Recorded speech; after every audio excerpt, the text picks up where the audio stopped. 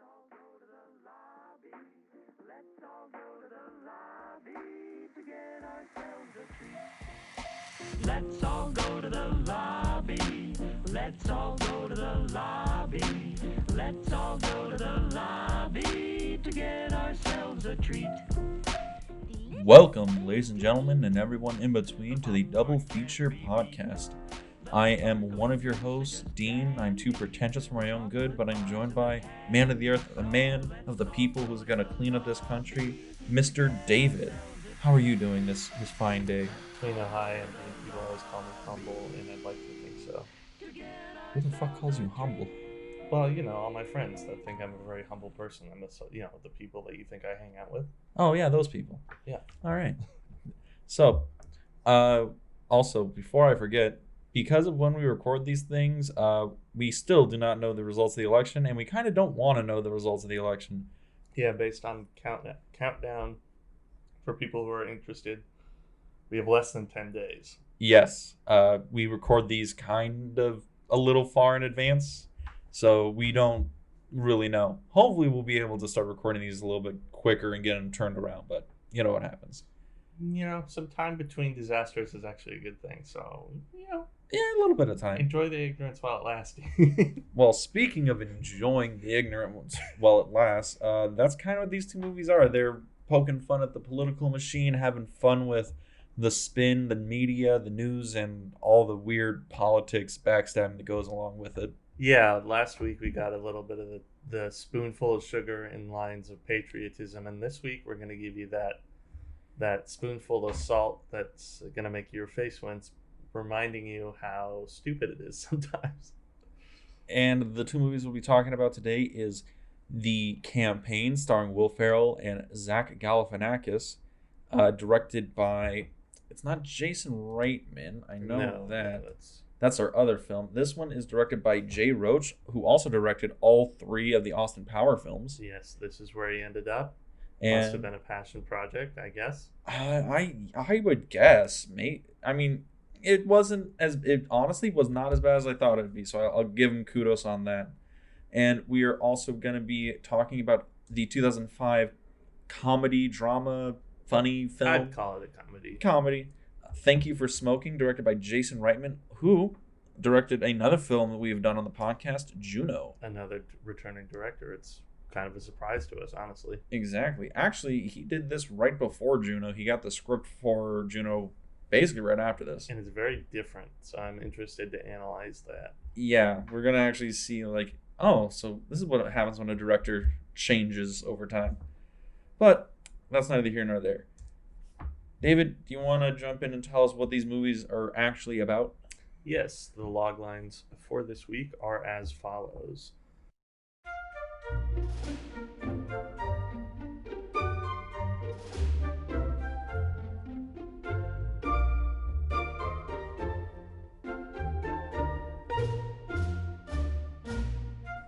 The Campaign is about a happy-go-lucky small-town tour guide that registers on the Republican ticket to take on the bull-headed incumbent and save his district from Chinese financial interests.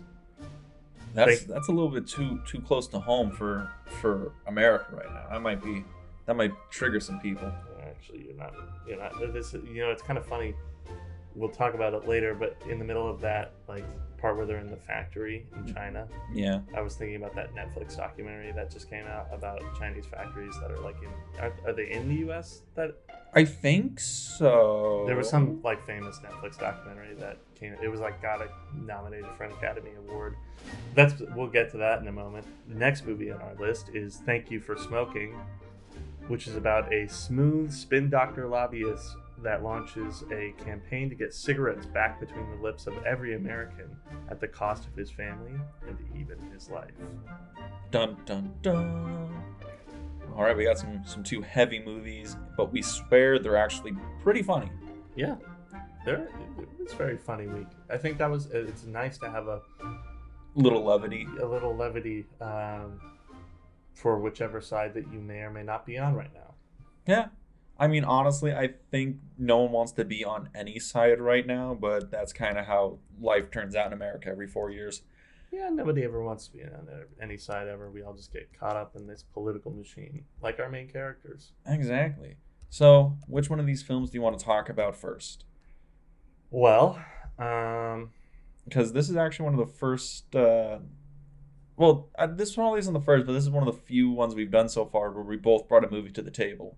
Because I brought Thank You for Smoking, you brought The Campaign, right? yeah, Dean originally brought Thank You for Smoking. A little inside baseball is that when we started this podcast, we had a little brainstorm session for episode ideas, Which spanned out into like 300 movies we just wanted to talk about. Yeah, and Dean flipping through his DVD collection brought this one out, and I thought it was an interesting looking movie. So I thought immediately of this movie I had a DVD copy of. Got to save on that rental bill sometimes. Oh yeah. And we just paired these two together because Dean told it looked like a serious movie, a bit looking at the poster, but it's a lot lighter than I thought. Yeah. Oddly Coen-esque. I'm very interested by that, and also by Reitman's style in the movie. It feels like Reitman watched a lot of Coen brothers before he made this movie. Yeah, or Color what this movie feels like, especially, even though that it would have come out afterward. Burn After Reading, a little less. That one is a little more absurd. Actually, yeah. Yeah. I get that feeling because like the color palettes across those movies are almost the exact same. Yeah, and I guess let's dive right into Thank You for Smoking. Now that we kind of warmed up to it. So, Thank You for Smoking. Might as well talk about the initial viewing of it. So this is the first time you ever watched it, right? Yep, first time. All right. So what were your first impressions of the film? Well, like I said, that first is my first impression. Oddly, like they were trying to copy and or predict what a Coen Brothers movie would have been like. I love our main character played by Aaron Eckhart. Aaron Eckhart has a lot of charisma. He's a good guy. Great chin. He has $1 million chin. That's a chin that should be insured. Yeah, star-studded cast. I did not expect that, but there are a lot of beautiful people in this movie. Are you still mad at beautiful people? It's been 3 episodes, 4 episodes, maybe more. Well, you keep grudges at this podcast. Yeah, that's true. But yeah, there's a lot of names in this movie that kind of just come out of nowhere. Because what is it? We have Aaron Eckhart, we have J.K. Simmons, we have David. I can never pronounce his last name. He's the bald guy. Oh, David Cockner. Yeah, Cockner. There's actually a lot of people in this movie. Yeah. Robert Duvall's in this film as well. Yeah, Sam Elliott. Sam Elliott's in this movie. Speaking of the Coens. You said J.K. Simmons? J.K. Simmons, yeah. Yeah. He's BR. The only people who know what BR stands for are dead. That's a joke in the movie. I don't know. It's interesting. That's another thing that maybe also gets me thinking that this reminds me of a Coen Brothers movie is that it's just a weird. I don't know. You wonder why certain stars just are attracted to certain stories and to do them, because this doesn't seem like the type of movie that would just out of nowhere be studded with all these people. Maybe it was a little bit before J.K. Simmons was like truly famous. Yeah, I mean, because now he's a superstar. But because I mean, Whiplash. He was huge in. I mean, he was huge from the Spider-Man films as well. When he played J. Jonah Jameson. Those probably broke him into the. Probably not like by name at that point. Probably not. Everybody probably was like, "Oh man, it's J. Jonah Jameson," not "Oh man, that's J.K. Simmons." Yeah, and albeit too, I forget that he was also in Juno right after this. Yeah, I think this was like the next film, and granted, same director. Yeah. Robert Duvall, great cameo. I thought he was a good character. Sam Elliott as the Marlboro Man. Which is that perfect casting? It is. It is. I honestly, any role Sam Elliott's in, it's perfect casting. And you know what? Now that we talk about this character, I think this gets to my point. You mentioned that it was like a comedy, maybe a drama. Yeah. There is some odd tension to this film that it like actually starts to get serious for a moment about the lobbyist industry and smoking specifically. Yeah, because that's the whole crux of the movie is they're trying to make a tobacco lobbyist sympathetic.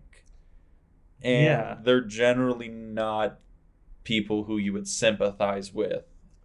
No, this certainly is one of those like broke bad type of movies where you're following an evil person who you fall in love with. I mean, is Nick Naylor an evil character? At the beginning, I think that's certainly he likes being the bad guy. I think is how I would label him, and that's he's like exactly how his group of lobbyists is labeled, a merchant of death, and he takes pride in that. He is out there.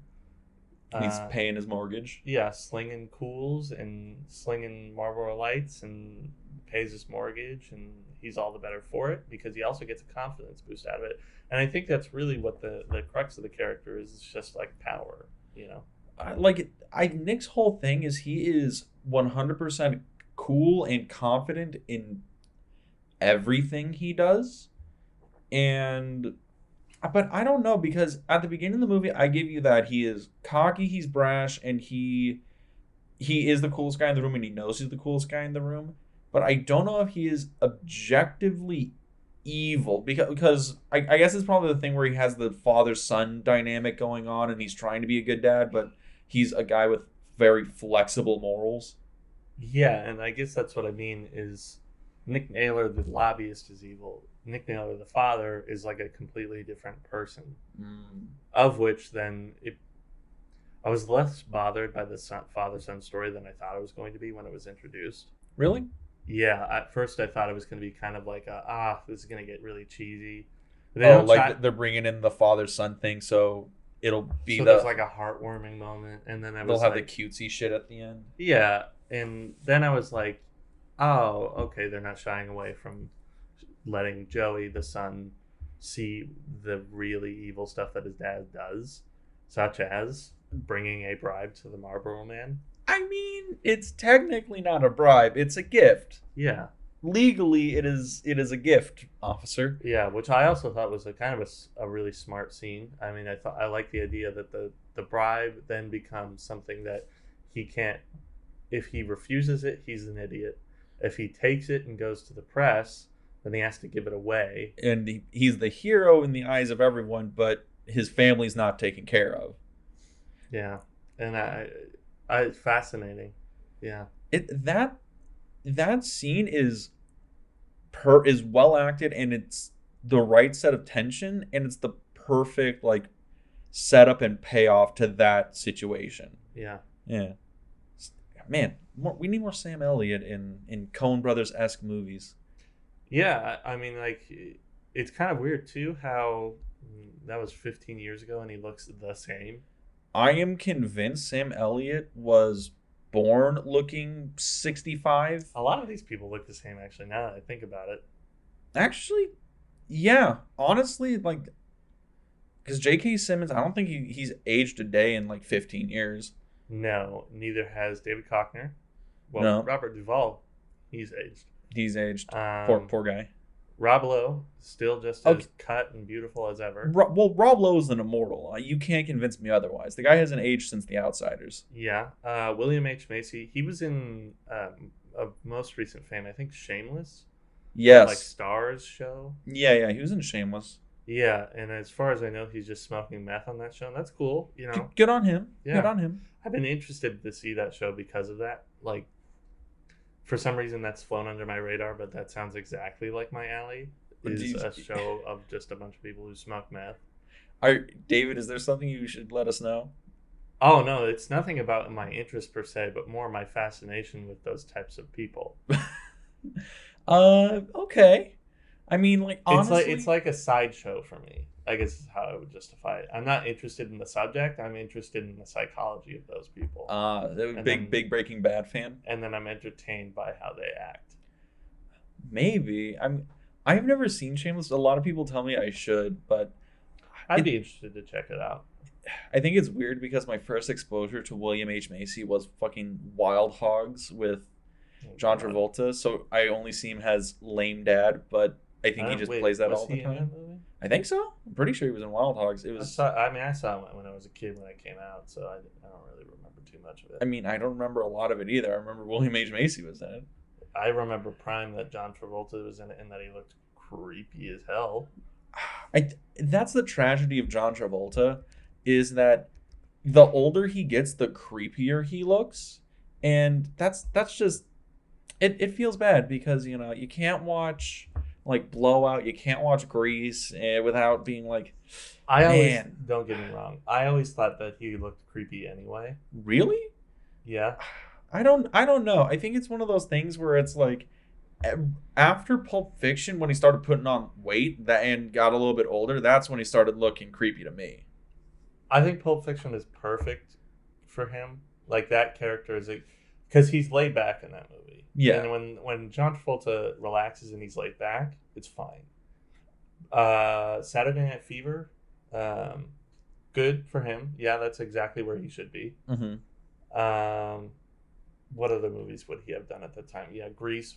He looks a little creepy in that movie, but again, Grease just kind of look creepy, so whatever. Wow, offending a whole subgroup of people. Oh, they're dead and gone. Who does? I mean, Grease who is am I still. offending at this I point? mean, I think Grease still exists in that weird car culture. Weird emphasis on weird. Yeah, whatever. I didn't know. Wow, I'm looking at now.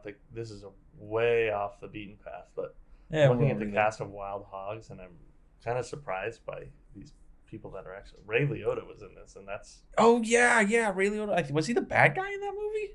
I don't know. I mean, Grant, you can't tell me the name of the character. I have no idea who they were. Yeah. Well, let's see.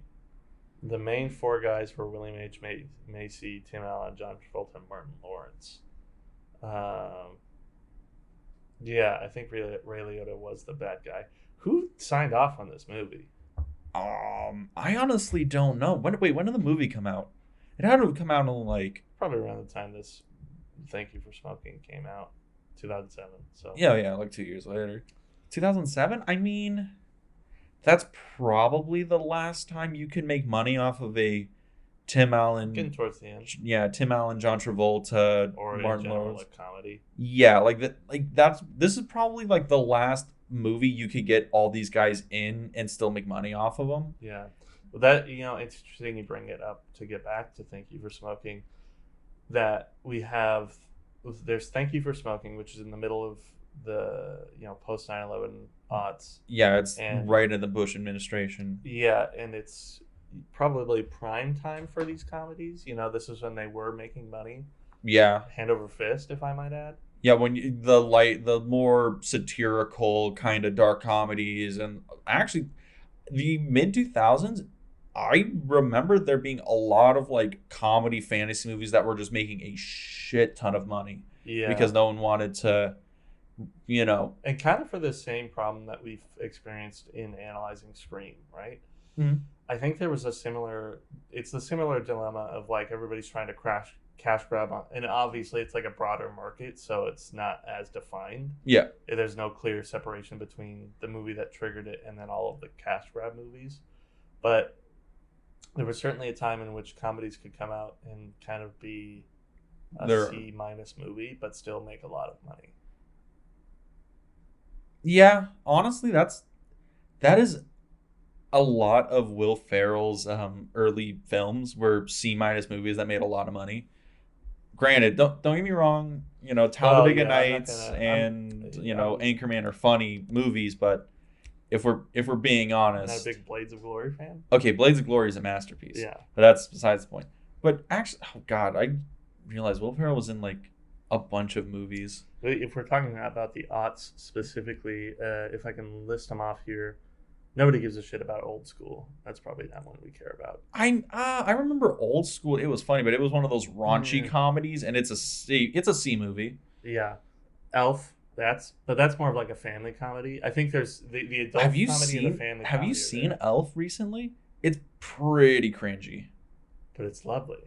I mean, It has that Christmas movie charm, and it's an interesting premise. So I got to give it up to Elf. I also, it's a lovely movie. this is one of the David's Family Christmas movies, wasn't it? It's not probably not just David. I feel like a lot of people would argue against you on this one. Maybe. Write into us by letterhead and snail mail specifically. You cannot add us anywhere, and tell Dean why he's wrong on this one. But no, Elf is obviously culturally significant when it comes to Will Ferrell movies. Sure. Then there was Anchorman, Okay, Anchorman. classic. Yeah, Anchorman's funny.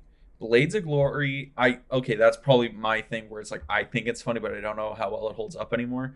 Yeah. But then it's like Step Brothers and Ricky Bobby. Like Ricky Bobby's probably the most like whatever of those movies, and it still works. It's still I funny. love Talladega Nights. No, I like Talladega Nights. hilarious. I like Talladega Nights too, but it's one of those things where a movie can be funny and bad at the same time. It could that's the thing we were But yeah, I talking think about there's with a tongue-in-cheekness to it that yeah. kind of implies that too. That's what we were talking about with Rocky Horror like a couple episodes back, where it's a good musical. There's a lot of good music in it and set pieces, but there's not much of a story to it. Yeah, I still do think there's a story to tell. There's a story. I'm just drawing a it's like comparison. redemption. It's like an athlete redemption story, loosely. Very, very loosely. Which is funny. I know we're supposed to be talking about Thank You for Smoking in the first half, but it's kind of a loose conversation, I guess. Is it interesting to you how in Talladega Nights and then in the campaign there's basically the same scene at the beginning in the intro? Oh, with the phone call?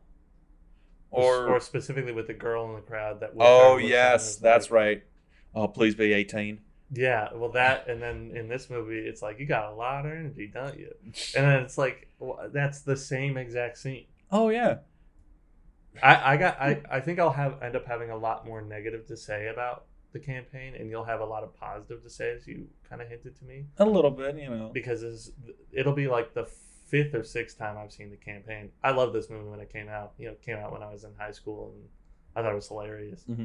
And it's a pretty funny movie. There's some great scenes in it, great lines. Yeah, but you're looking at it from a aged and honed perspective. You're an elder statesman of the campaign. Yes, I'm prepared to film a full video essay that I'll submit to the Library of Congress on this. But thank you for smoking. Yeah, well, to list some other heavy hitters that were then remembered by the public is Step Brothers. Okay, Step Brothers is. Masterful. I had never seen Step Brothers until like 2 months ago. Really? Yeah, and I regret not living my life watching Step Brothers more. Dude. Come on. I remember getting that from Blockbuster to watch it a sleepover for my birthday. Oh my god. There was that. The other guys, people like that movie. It's okay. I'd still say it's probably one of his better known and probably better comedies. I like how you had to do better comedies. Yeah. Blades of Glory, we remember. Night of the Roxbury was, though a classic in the 90s, it's different. Yeah. But yeah, so I think we've established that the early aughts were dominated by Will Ferrell comedies. Yeah, nobody remembers Semi-Pro. Oh, no, I remember or kicking and screaming. I remember Semi-Pro. I don't want to remember Semi-Pro. Although I do just want to, before we pivot away from this, shout out one movie he did called Everything Must Go. It's like an indie kind of dark comedy that he did. Mm-hmm. Very good movie. I've seen it on Netflix and I keep putting it off to watch it. Is it still on Netflix? Last time I saw it, yeah. I'm gonna go watch that movie again because I watched that like years ago, but I need to see it again. Very nice. It's it's one of those movies where like the comedian gets in like the emotional spot, kind of like with like what Steve Carell did for a little while. Oh yeah, when he did, was it Foxcatcher? Steve Carell. Yeah. Well, yeah, he did that. He did. I mean, obviously, Little Miss Sunshine. Yeah, Little Miss Sunshine. It's things like that, and I love it when comedians can do that. But I guess to get back to the point. Yeah, we're back to the movie we watched this week. Yeah. So you say you had a pretty positive initial impression to the film. I think so. Okay. Now, we kind of talked about Nick Naylor. Is he a bad guy? Is he a good guy? And we kind of fall in moral gray area is probably where he lives. Now, what about the other characters in the movie? Is BR evil? Is Robert Duvall evil? Sam Elliott? Because I think a lot of this movie deals with characters who live in very moral gray areas. And then Joey, Nick's son, is the one who has to kind of decide if he's going to be somebody with moral gray or not. I think these political movies certainly define the world as like separate chambers separated from each other. That was redundant, David. But a I little. think this movie highlights that to justify what the characters are doing. Mm. There's the separate world, obviously, of Naylor and his son and family life from his lobbyist life. But then there's such separation that like justifies every side character being separated from the actual world that they're supposed to be providing a service to. Yeah. You have, obviously, like you said, Duval. He's the captain, king of the tobacco empire, but he is only really an emperor. He's not necessarily somebody who is providing a service anymore to the public. He's rather just preying off them for He's money. at this point he's more the figurehead. He's the guy who calls the shots, kind of, sort of. He's basically the It's like he's gotten so powerful he doesn't even need to do anything anymore. And Yeah. there's plenty of figures like that in the political machine and the economic machine surrounding it. The J.K. Simmons, he's just an executive. He's not really. I don't know. I think he's kind of one of those guys who's caught between the top and the bottom, and so he's just kind he leeches ideas off the bottom and pushes them up to the top, and he's like the middleman bad guy. Yeah, he's in the current of the machine, so he's just on a little inner tube, and he is, pushing people past him that need to go past him because the top said so, and pushing people back that don't need to go past him. Yeah. The gatekeeper, if you will. There's the Merchant of Death crew, which is gold. I love those scenes. Yeah, it's a funny little peanut gallery. So, the Merchants of Death, it's Nick Naylor, who is the tobacco lobbyist. It's Bobby, who's played by the gentleman I can never pronounce his name. Yeah, David Cockner. David Cockner, who you could also call him Packer, and everybody would probably Packer. understand. Yeah, Packer, who is the head of basically the NRA in this little pseudo documentary thing. And then, oh God, what's her name? The actress's name is Maria Bello. Okay, Maria Bello, and she works for Polly. She works for the alcohol lobby for booze. It's all fun and games. Yeah, and they just sit around and talk shop. Yeah, and it's nice. I think that there are certain points that this is a good place to bring it out.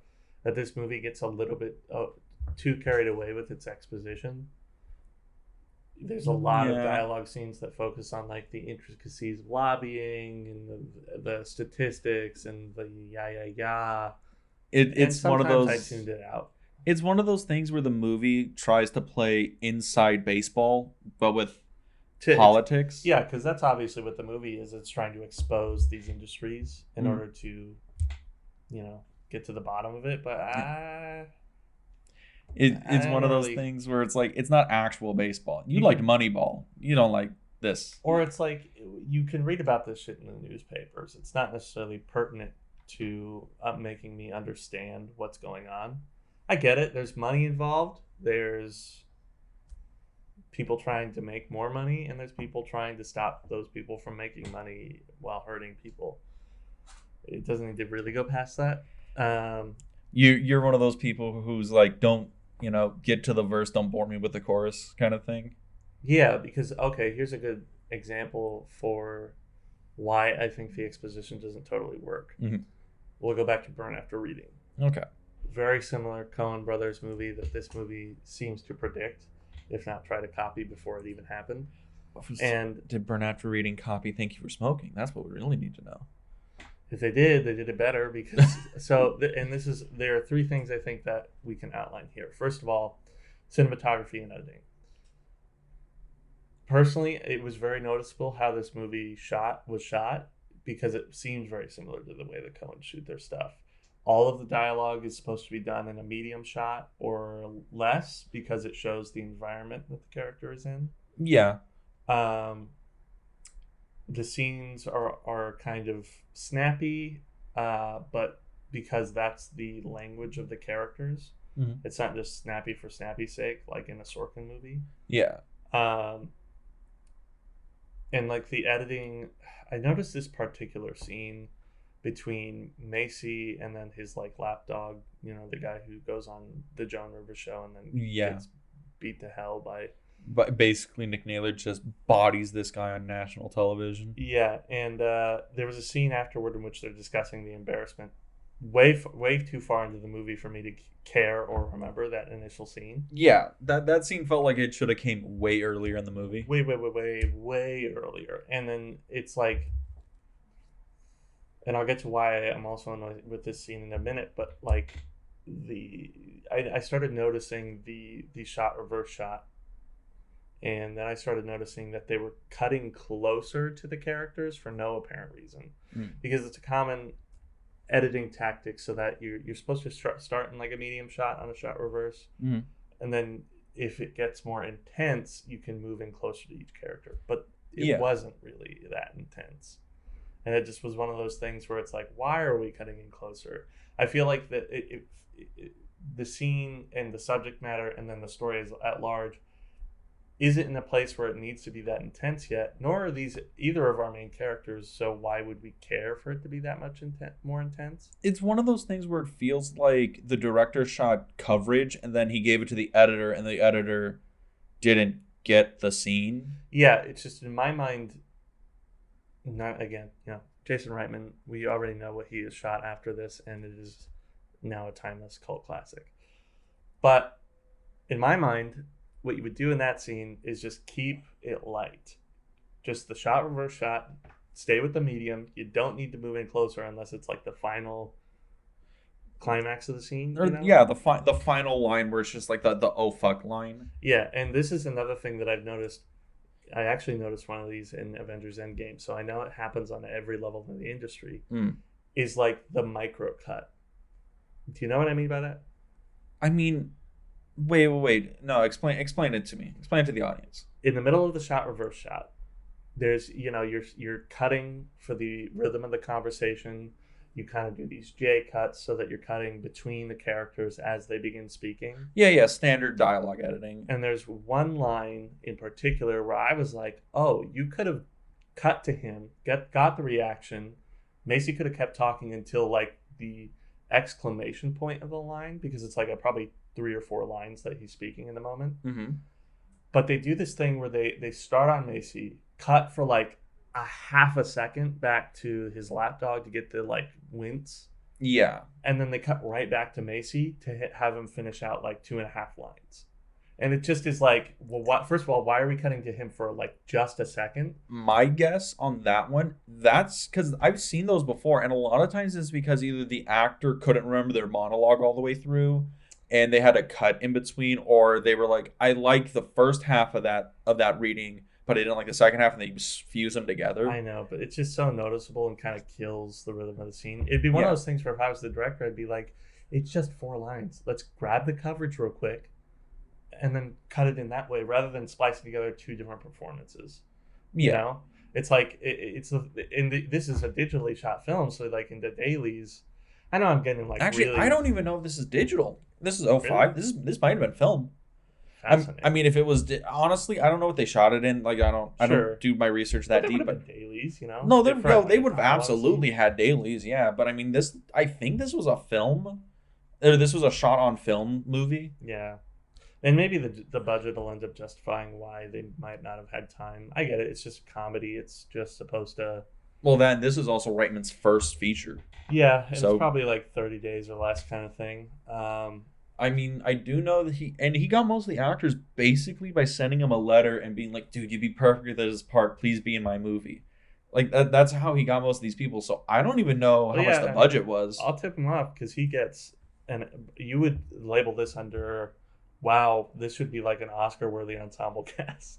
Actually, this is a surprisingly well-done movie for it being so early in his career. Yeah, definitely. Well, that's what I was surprised, too, by like the whole Coen-esque quality. I keep going back to that word, and it's kind of annoying me even now. I mean, you're not wrong. This feels like a movie the Coen brothers would have done if they got the rights to the book. And, and that's, I guess, my final point about that editing, right? Mm-hmm. You would cut... You would start and just get like it's a tongue lashing, in what's going on in there, and he's saying these like kind of like breeze through lines that it's not like the point yet, but when he gets to the point, You cut from the 2 or 3 seconds of him being on the guy, where you kind of see the emotional reaction for longer than a split second. Yeah, you see him getting that beat down, and then cut back to Macy when he makes his point, because that's like that's the justification for a cut rhythmically. Yeah, I don't know. It's just one of those things where it's like, I would if I'm just doing a dialogue scene, I need to make sure that editing rhythm is there. Because otherwise the scene kind of dies. And it does a little bit, because at the end of the day, I'm like, well, do we really even need this? I mean, I'll give you that, because it does feel like the weakest part of this film is in the editing, which is weird because editing is basically the movie.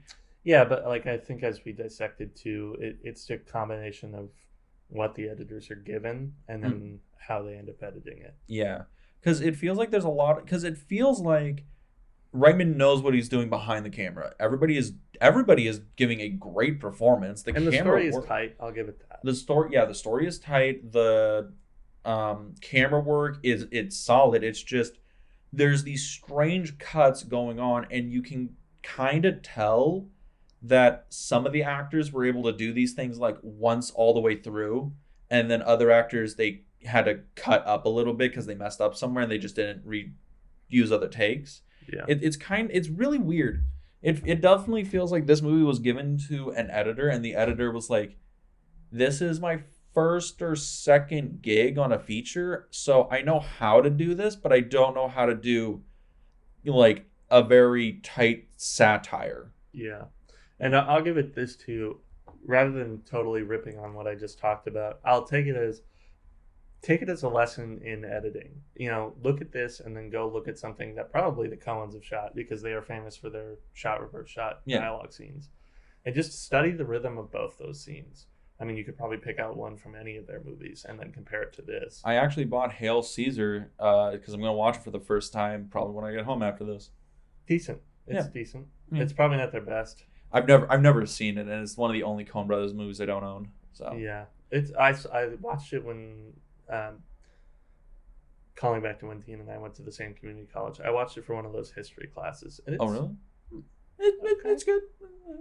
Yeah, it's in terms of Coen Brothers movies, it's like I would actually probably movie. say it runs along the same problems that this film runs into, where it's a great premise, but is it executed the best?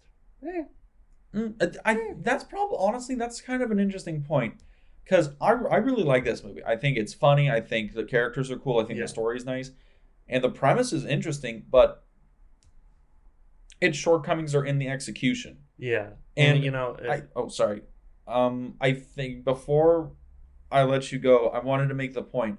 I think the reason the execution is weird is when we were talking about when William H. Macy was giving his tongue lashing to his like lapdog, one of the doctors, and that scene comes like halfway into the movie. Yes. When it should have come like right after the like basically like third or fourth scene. Yeah. To establish Macy as like an actual threat, or like he's working against Nick Naylor in some feasible way.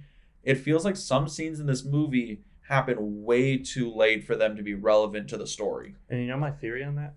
Mm-hmm. And this actually goes back to my three-pronged attack on this movie. Okay. Is specifically the dialogue scenes. There are too many dialogue scenes in this movie. I mean, it's all dialogue scenes. Basically. And, I get it. There are people out there who certainly think that still constitutes a film. But it also, we have to remind ourselves, Dean and I specifically, not any of you, we have to remind ourselves that film is a medium of pictures and visual actions. Well, right? I mean, we last week we talked about The American President. That's a dialogue film. True, but there's I think an interesting parallel there that I can get to is the dialogue in The American President. Specifically, if we go back to that introductory scene where they're walking through the halls of the White House, Mm-hmm. and then they get to his office, and they've been talking about his day, what's going to be going on. He's trying to fit in time with his daughter. He has to schedule it at 3:45. They get to the office. They're talking about the what's going on in the world today. They're talking about a speech he has to give at the State of the Union, the issues that are going to go on with it, and then somebody makes a comment about his dead wife, and the scene stops. and it just stops cold. And I think that's what that scene does, is there's a rhythm to the dialogue that you follow, and it gets you following along, and you have an interesting character, and you're hearing so much of this stuff. It's almost inside baseball. Yeah. And then all of a sudden you learn what's different about this character. There's a purpose to it, you know? You're learning about the character flaw at the climax of that scene. Whereas in other parts of this, in Thank You for Smoking, a lot of the dialogue ends up just being exposition with like a punchline at the end. It's one of those things where, hey, we're giving you exposition in terms of a joke, but we're still trying to work the message in, we're still trying to work the premise in. It's just, we're giving you this information because we think it's funny, maybe not because it's good for character. Yeah, because no offense either, but so if we're talking about character flaws specifically, Nick Naylor is not a guy that is marked by many flaws. And aside from maybe his inability to parent his son, I don't know. I think he has flaws. I think his flaws though are few and far between. Like his major flaw is. Well, I think his major flaw is he has very questionable morals, and I guess you could specifically define it as greed. He has no problem selling out his skill for this questionable industry. Yeah. Actually, yeah, that's a perfect way to describe him. Like, his flaw is that he is greedy and he really doesn't care about people. He cares about himself. Yeah, and that again comes across completely in dialogue. For example, the movie opens, if we want to compare openings, on him on that Joan Rivers show, basically convincing everybody that a bald kid with cancer should still smoke because that's his right. If I remember the scene correctly. If I remember, I think this is how it goes. The Nick Naylor is saying, why would we want this kid to die? He's in the tobacco industry's best interest to keep this boy alive and smoking as long as he can, which is why we're going to help him, blah, blah, blah, blah, blah. It basically, he flips the whole narrative of, oh, smoking kills, and no, the tobacco industry wants you to live to keep smoking. And it's one of those things where you're like, you watch it in the movie, and also, I'm not Aaron Eckhart, so I'm not nearly as charming and have $1 million chin like him to sell this, but... Yeah, he certainly sells most of the dialogue. Yeah, where you're like, oh, okay, but that's fucking terrible. Like, this 14-year-old should not be dying of cancer from smoking, from having a 3-pack-a-day habit. True, but then that's kind of like also the genius of the movie is that, and that kind of the genius of both of these movies, or at least what they certainly use to their advantage, is that they are aware and don't mind punching down on the American public. They really don't. No, and I love it because we all, no matter who you are on what side of the aisle and whether you're in the right or the wrong, whatever that may be, you think one part of the American public is an idiot, and what these movies do is say, yeah, you're right, but you have no idea who is the idiot. Because you're all idiots. Yeah, it's like people on the right think the people on the left are out of touch elitists who don't know anything, and the people on the left think the people on the right are out of touch like country bumpkins that don't know anything. Yeah, and then people in the center are out of touch metropolitan shills who think neither side know anything because they think they can't come to any consensus when they're the people who are the undecided voters. It's like all of you are on this like us versus them mentality when you're not even considering the fact that you are also an idiot because you're convinced by everybody. It's one of those things where these movies are kind of mean to the American people, but I mean it works out. It actually has worked for a joke. Yeah, it's kind of there's this like pseudo dystopian thing going on where they have a right to criticize people for not being able to make up their own mind. Because I think I don't think it's any surprise to anybody that that's kind of a pressing matter right now. A little bit of a press. Well, I mean, when this episode came out, it was a pressing matter. We'll see on which side which you are on, whether or not that is or is not a pressing matter at the present moment, today, and or in the past or future. The sad part, I will either hear fireworks or I will hear car alarms on election night, and I don't know. And you have no idea who won, and I have no idea who won. Yeah. That's the problem. Or if it was the Lakers, who knows? Okay, it probably will be the Lakers. I'm gonna be real. Like when the Dodgers won their last game, they shot the fucking fireworks off, and then when they won the because they just won the series, right? The Dodgers? Did they? No. No? No, Okay, there's so still tonight's game 3. tonight's game 3. Okay, sorry. So they like first like game 1, I heard like car alarms or whatever, and then the second game I heard fireworks, and I'm like, they were both celebrations. I think. I really hope they were. I don't know. No, one was not. Okay, so that was the car alarm one. Yeah, which is interesting because if it was the first game was the car alarms, then that was the celebration. I'm really scared. Which really speaks to the people of LA. Yeah. Okay. But not anything new. I mean, Look, it's kind of funny to when we the won't Chargers and the Rams play in LA, no matter who wins, there will be a riot. Yeah. Welcome to Los Angeles. Welcome to Los Angeles. I mean, frankly, when the Raiders play and they win, there probably will be a riot. Oh, dude, could you imagine like Raiders and the Rams playing at like, in the heart of LA for a game? It's going to be madness. It'll be glorious. It's also going to be mostly rich people because a little more inside baseball. I did like a short student documentary on that stadium, and it's way lavish beyond what anybody could probably afford. Oh, really? Oh my God. Okay, because I haven't seen the stadium. I know where it is. I just haven't seen it. When we were shooting footage, because I was shooting that footage in the middle of the construction of that stadium, Mhm. and this kind of ties into our political story here because it really says something about it. The size of some of the pieces that they had to put on cranes, because you know how the stadium's constructed, right? Yeah. There's like, it's supposed to be in the shape of the Rams logo. Kind of ends up looking more like the Patriots logo, but that's neither here nor there. I hate the Patriots. It's the same composition anyway, and there's these huge like white metal, not girders is probably not the right way to put it, but like these web-like supports that go all along this curved metal structure from like the bulbous head part of the ram all the way to like the tail. Yeah. And they had some of those pieces which were like half a block long or more sitting like on their sides ready to be put up onto the stadium, and we got some shots of it like that because it was in the middle of construction. Mm-hmm.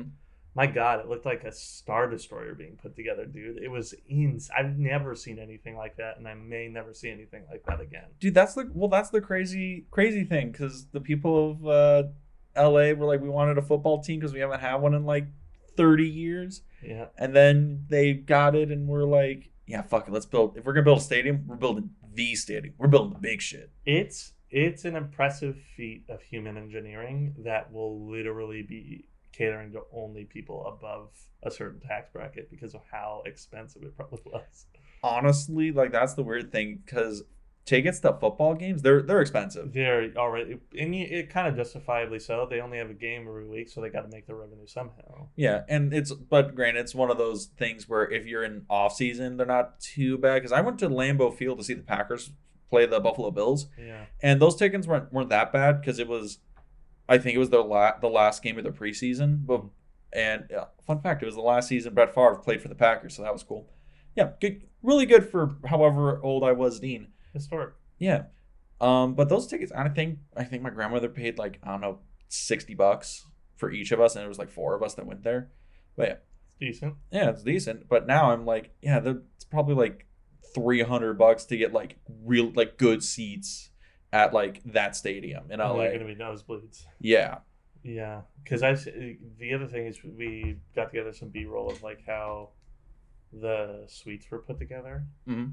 Oh my God, it's like, why would you need any of this just to go to a place where you're supposed to be watching the game live? The best is when they have beds in the suites, and it's like, are you gonna take a nap during It was the game? it looked like they had those like sunken smoking couches like in the 70s, Oh, but it was all like white with like, the backlit accent. it looked like a porn set. It looked like the future is what it looked like. But it just is so beyond what you would think you would need to watch sports. I don't know. Speaking of what beyond what you really need, back to the movie.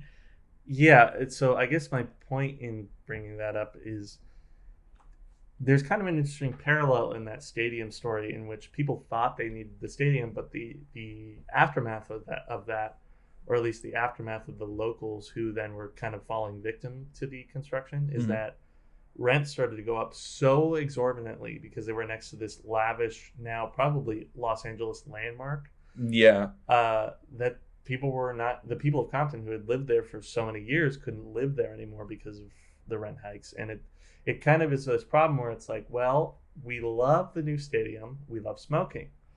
We don't like the side effects of the stadium. We don't like the side effects of smoking. But there are too many people that benefit from this thing for us to be at all in the realm of caring about the people that are suffering from it.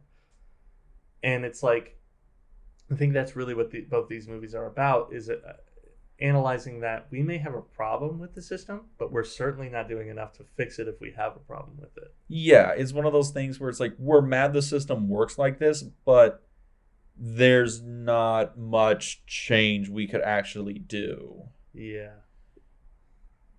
So that was Thank You for Smoking. Yeah, I mean, that's pretty much a good place to wrap that up.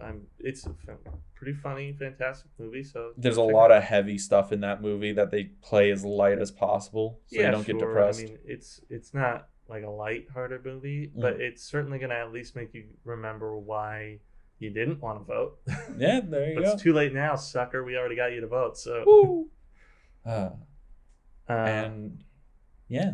Well, anyway, we'll be back after this break. We're gonna check out a much more light-hearted movie, a much sillier movie, The Campaign, with Will Ferrell, Zach Galifianakis, and some raunchy bullshit. Yeah, and that'll come up right after this.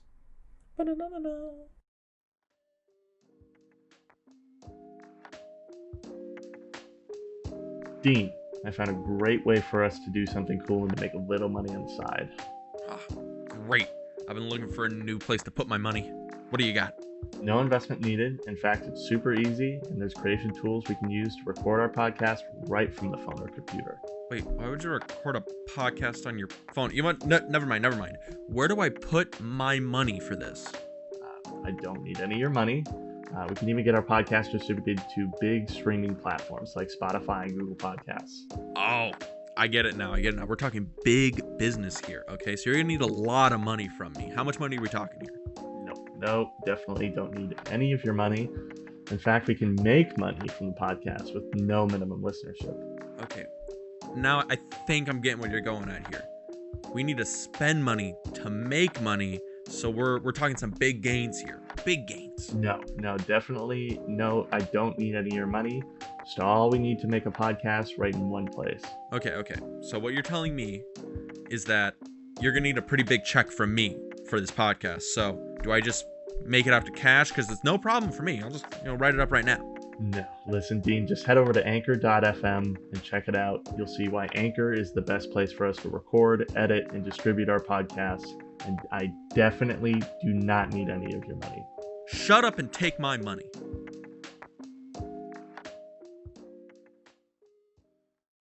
And welcome back to the Double Feature Podcast. You probably just heard us finish talking about Thank You for Smoking, and now we're going to talk about our second film on this double feature. But before we do that, is there anything you wanted to throw out about Thank You for Smoking before we move on? Well, I guess I'm kind of wondering, Schrodinger's podcast, what do you think? They probably heard us. They definitely heard us talk about it. They heard us talk about a lot of it, yeah. No, I mean, I'm ready to break into this next one and get a little bit more lighthearted. This will probably be actually where you watch the movies this week and kind of wind down from the political machine. Mm-hmm. Thankfully, the American political cycle does wind down a little bit after Election Day. It wind downs real hard. It Yeah. winds down and then it stops in like March. I mean, this is my personal opinion, and I know this is skirting real close to talking about the election. Which we vowed never to do, but okay. But I won't be talking about vow, anything in whatever. particular. It's just that I feel like this year, over years in years past, the pandemic, I think, has saved us a little bit from the constant barrage of like political news around an election. And maybe it's also because it's a re-election year, so there's no primaries and all this crap. But it does feel a little bit lighter. I think it's also due to the fact that there's only been like 2 debates. But Well, okay, I'll give you that, where it feels like the one of the candidates, who shall not be named, is taking a knee and trying to run out the clock, and the other candidate is very unsure if they should take a knee or not, or keep trying because they think they have it in the bag. It's one of those things where both candidates think they have the election locked and they don't really know what to do. Because I'm be honest with you, do you think Do you think either of the candidates actually thought they would lose? Well, yeah. I guess it was the same thing in 2016, huh? Yeah. But I think that's interestingly enough, kind of the nature of the movie we're about to watch,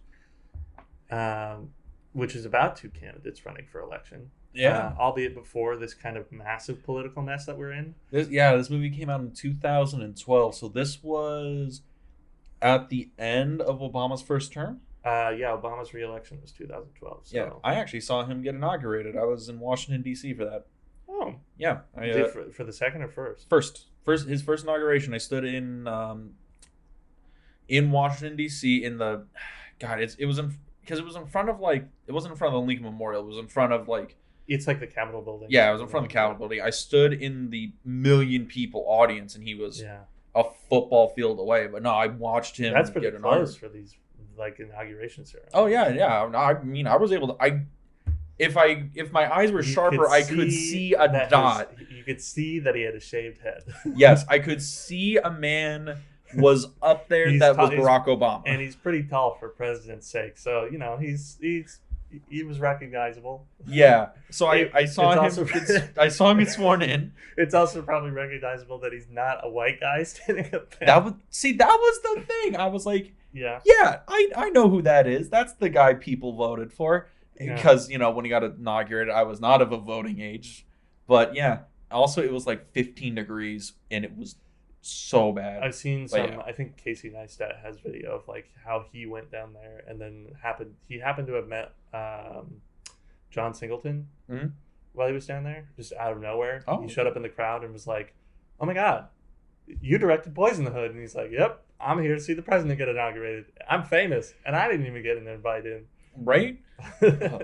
But yeah, so there's a fun little fact about Dean. I was in Washington D.C. when Barack got inaugurated. But yeah, but this movie, piece of American history. This movie, however, is about two not Barack quality, which saying a lot here. They're not Barack quality candidates. Far from it.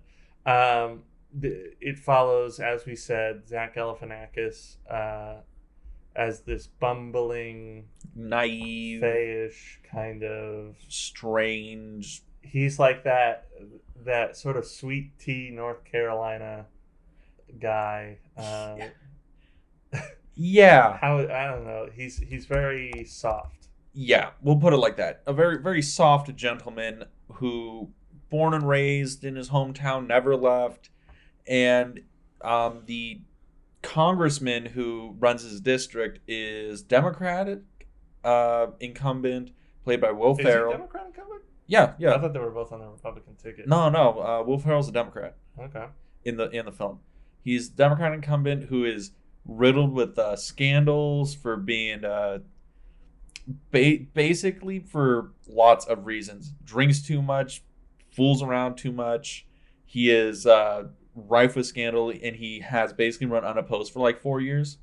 And then the people who used to back him are like, we don't want you in office anymore. So they get Zach Galifianakis basically because he's malleable to run on the Republican ticket to take over. Yeah. Very specifically, there's this mirrored scene to the one we were talking about in Talladega Nights. Were we talking about that on the podcast or before we started? No, on the podcast where he's just he's doing a thing where it's like, these people are the backbone of America. And he does it to 6 different groups of people in his speech. And then he sees this girl going, yay! Shayna. And Will Ferrell is like, damn, you got a lot of energy, girl. And then it just cuts to him getting some in a porta-john. Yeah. So that becomes a scandal of which, in a very funny scene in which he leaves a voicemail on a devout Christian family's voicemail machine. That voicemail, okay. At first, I thought this movie was gonna be bad. I'm not gonna lie. You have a right to say so. Yeah, it did not look good. And then they got to the voicemail, and I ain't gonna lie, I started laughing. The best was I cracked up when it was the dad, and he was like, oh, that God's gonna give him a tongue lashing, not like what he wanted, but a tongue lashing nonetheless. Because there's a whole thing about licking of orifices on the voice message, and it's it's pretty funny. It is against God. It is in fact against God. I think there's an interesting thing that goes on that scene that really kicks off why I think this movie is a little bit more genius than it deserves to be. Mm-hmm. This movie deals a lot in the dichotomy between who you really are and who you are publicly. And that obviously it's not a surprise to anybody that politicians aren't who they are publicly behind closed doors, you know what I mean? Oh yeah, like most politicians you see. Okay, this used to be a thing. You used to see the best of a person if they were a politician on camera. Oh yeah, not anymore. Not anymore. Now you just see like caricatures of their personality on camera. Or even like with a lot of outside of politics too, now in the day and age of social media, that's kind of how everybody is they try to put out this version of themselves that you would only see publicly in media 10 years ago. Well, I guess even that was 2010, so maybe 15 years ago. Mm. But now it's like anybody can know anything about you or post anything about you. You didn't want to be curated for your identity, so it's kind of all a moot point now. I mean, if we want to go on a popular example that I had just witnessed today, Trisha Paytas is, I think, a good example. Who? You don't know. Well, I am one of these people who I live in a small personality. bubble and watch movies all day. She's like a YouTube personality who's like supposed to be one of these glam makeup types who does, glam makeup stuff, drama stuff on YouTube and all this stuff. But then it's like, because YouTube is also a place where she is not caged in by producers or anything, she ends up posting everything about herself. Oh. Down to like she has an OnlyFans. And it's all there. But that's what people can do nowadays, is they could just let you know every bit of who they are unabashedly, and it can make you kind of be like, oh, you are not. You are not a good person. You're like, there's a reason I only watched like those 3 videos and none of the rest of your content, because you're a crazy person. She's a crazy person anyways. I mean, what she's really known for is like crying on her kitchen floor when talking about drama on YouTube. Oof. Yeah. That's kind of here's another, Boogie 2988? Yeah. Yeah, he's one of those people you probably call an elder statesman of YouTube. He's just been on the platform for so long, you kind of catch a Francis video every now and then. Yeah, certainly. Yeah, and that's one of those things, because he used to be all character, right? He only did like a Francis character. That was his entire YouTube thing, and he did like maybe a little like gaming news vlog, and then his channel became all personal vlogs. For people who don't remember, he was the man who did the famous "Where's my Mountain Dew? Let me smell your breath" video. Oh yeah, or he did the fat guy does a splash, where he was a very large 500-pound gentleman who did a belly flop. Yeah, he's not bashful about admitting that he was. I mean, he's gone through his whole transformation. He's looking great now. Oh yeah. And a healthy personality, I might add. A lot healthier than you'd think, but he's got his Yeah, I think certainly on the spectrum, that's a guy who you'd look at and be like, okay, he deserves a public spotlight. Trisha Paytas? Probably not. But we are all entertained by the dumpster fire, and I think that's really where we start to get into this, is they look for entertainment in the dumpster fire that is politicians and who they are behind closed doors versus who they try to sell publicly in order to keep their jobs. And that's Will Ferrell's whole shtick, is that you kind of start to realize he's probably only won this district so many times because he's run unopposed. Yeah. Because he's terrible at being this small politician. Town district in North Carolina. Yeah, there's probably not a whole lot of people interested in public office, nor do they notice really that the idiot who's leading them is doing anything in particular, because up until this point, there probably hasn't been a whole lot to do to mess up people's lives. It's just been, small town conservative America. Or I guess North Carolina has a little bit of a liberal touch to it. It's one of those things where, so the South, the American South, so for our international viewers, the American South is a different country than the rest of the Americas. It's an odd, confusing place. Yeah, because it used to be super like Democrat for decades and decades and decades, and then it slowly turned Republican in like the last 30-ish years. But there's still like these weird pockets of like Southern hospitality liberal. yeah, it's one of those they think they used to call them like Dixiecrats because they were like Southern Democrats. Yeah.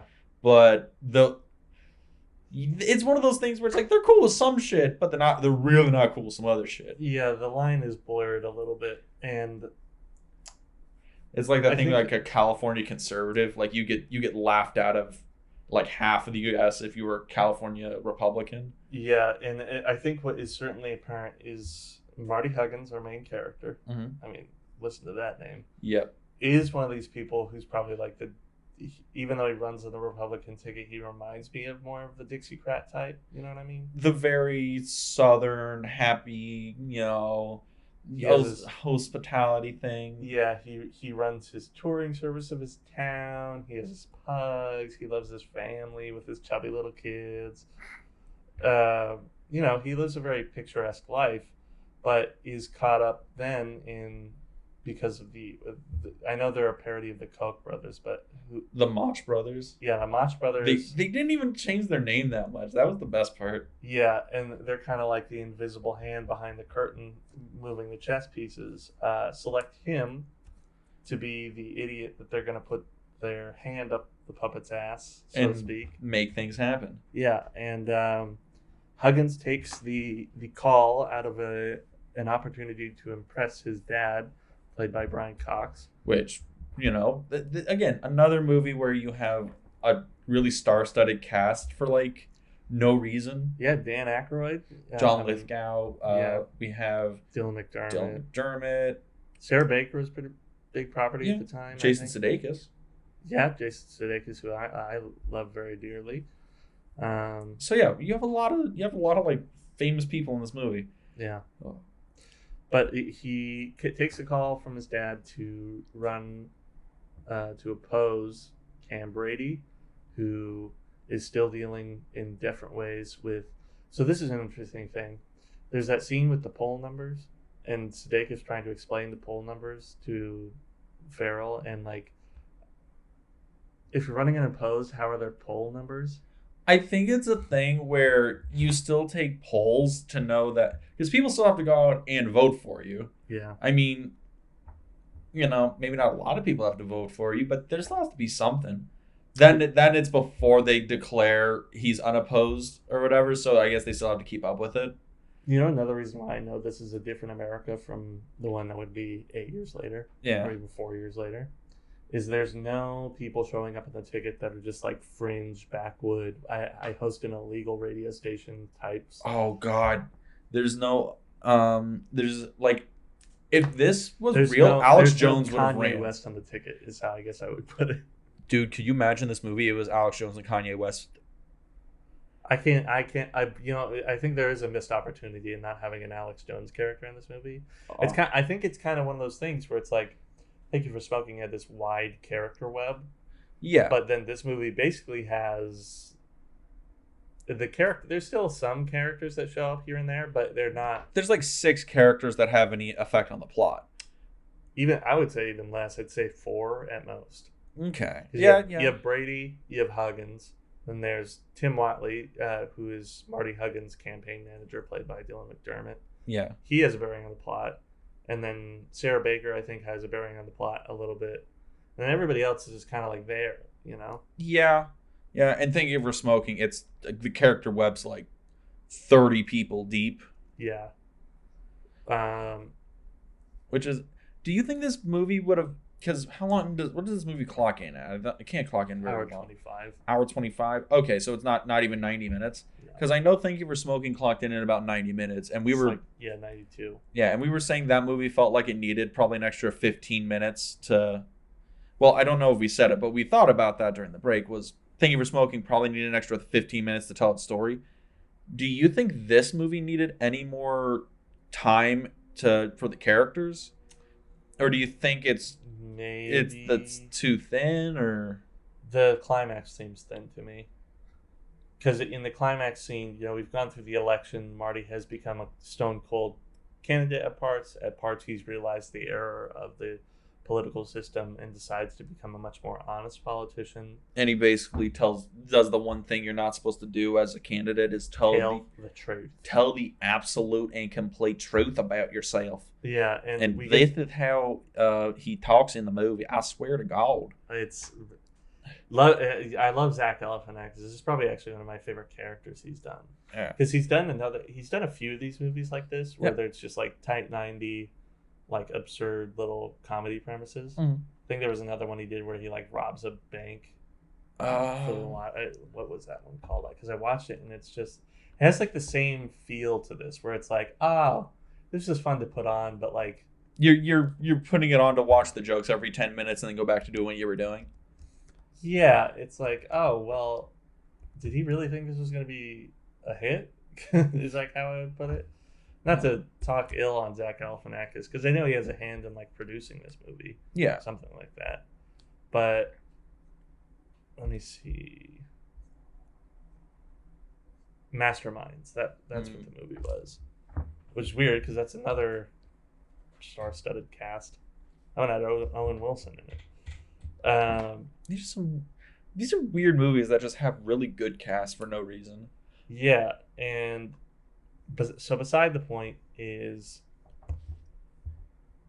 it gets to the climax, and the climax is basically that there was a callback to earlier in the movie in which Farrell had told this childhood story about how he ran for class president in the 5th to get grade. Rid of this like rusty jungle gym, and they did it. They got rid of the jungle gym because he got cut by it, and then we learned Galifianakis got cut by it too, a lot. Very deep, and the worst playground accident doctors had ever seen. Yeah, and this sort of like way in which you're supposed to take a heartfelt moment and make it a punchline. Yeah, fine.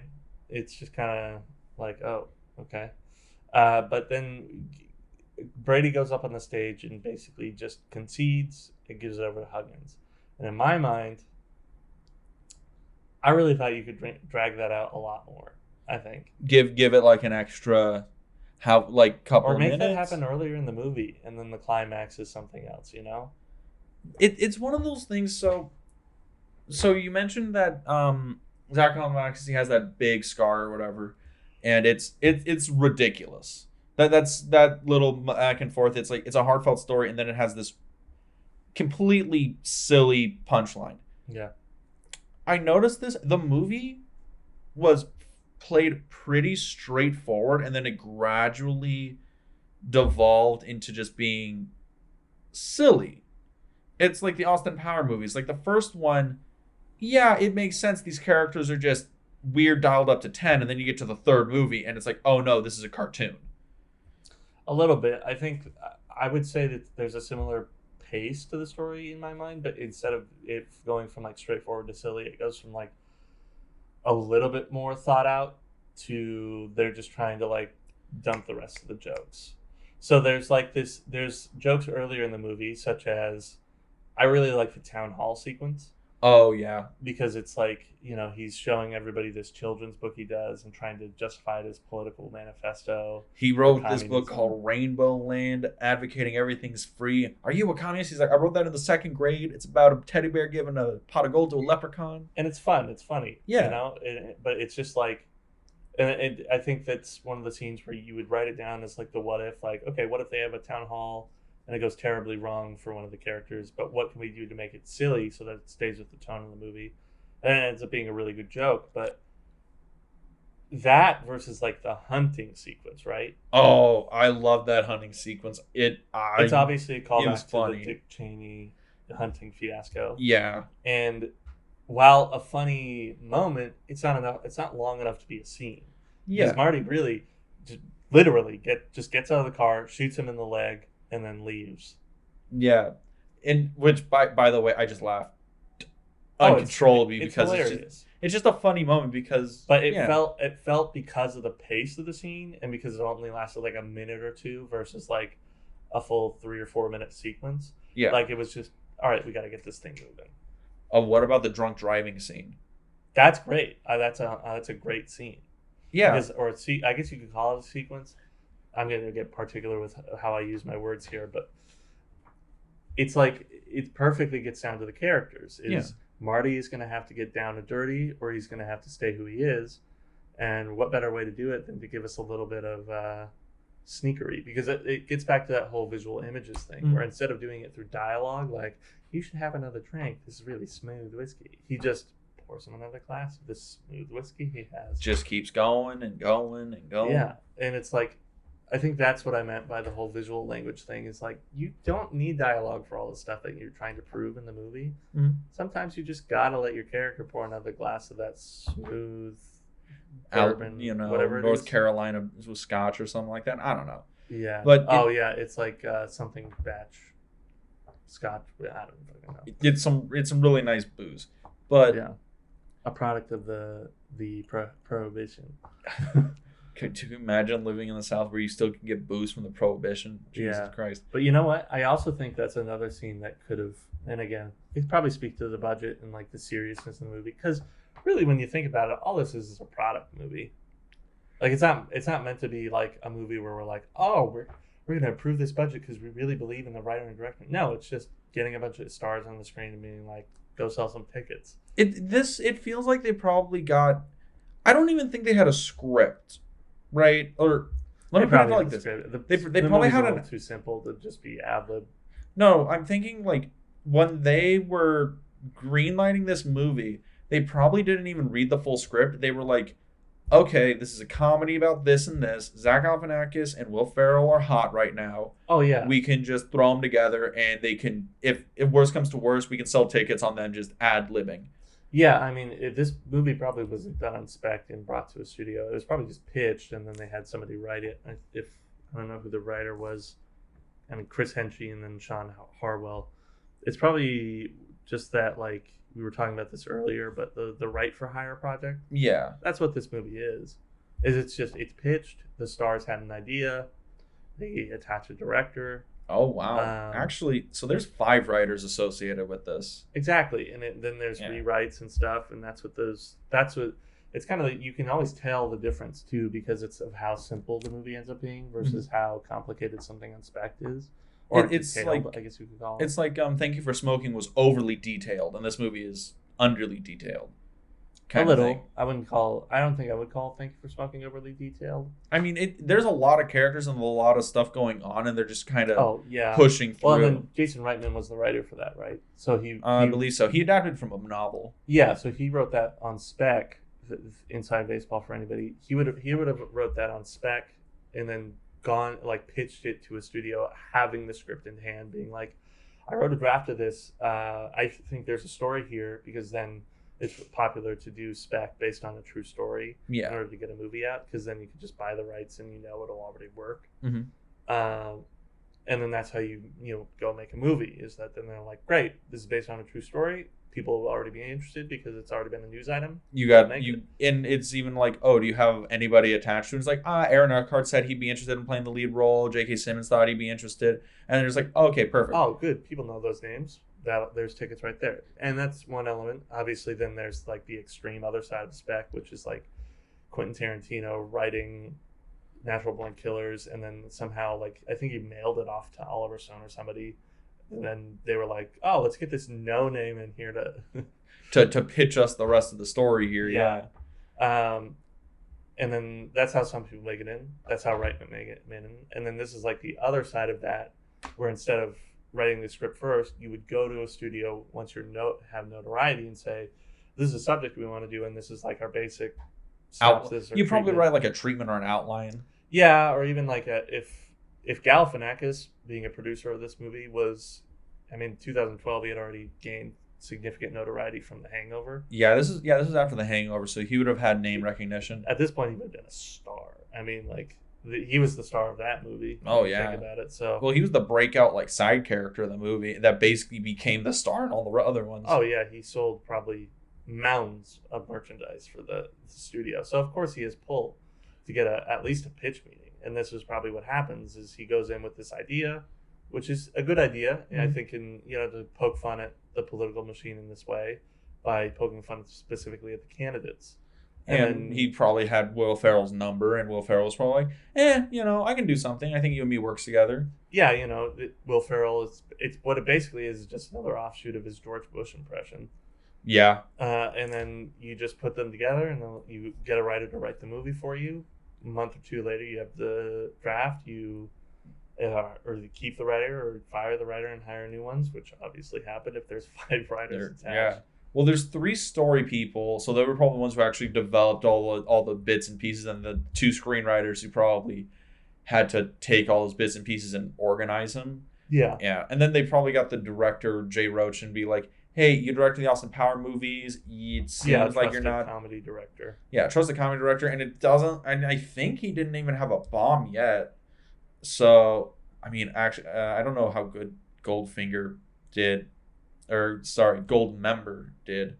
but I don't think he had like a bomb that basically excised him from Hollywood before this. So he was fine. Oh yeah, he did the Meet the Parents and Meet the Fockers movies too. He also directed those, which are pretty big. Yeah, he did Dinner for Schmucks, and then he did The Campaign. Good. I remember. Yeah, so he didn't have. So he's never had like a huge flop that basically would have ended his career. So he was probably still had some name recognition then. Yeah. All right.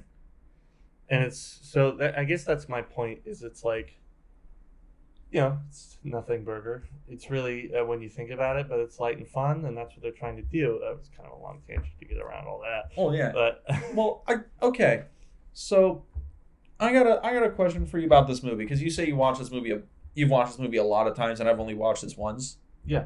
So going in, I thought it'd be bad, and I found, this is actually a pretty fun, lighthearted, raunchy kind of comedy, but it's not so raunchy it's gross. Like a Borat movie is. But you watched it a lot of times. So has the shine worn off on this movie for you? Yeah. Well, because I saw that. Yeah, that was a Yavin movie when it came out, and I was a junior in high school probably at the time. Mm-hmm. It's funny to me because this movie borders on basically just being PG-13, but I think is still rated R. No, it's rated R. Yeah, when really it should just be PG-13. I mean, I'm trying to think of anything in the movie that makes it R. The sex, probably. Well, that sex scene is so... But probably like the multiple mentions of it. There's probably... It might reach the curse word requirement. Is that... Because I know there's like...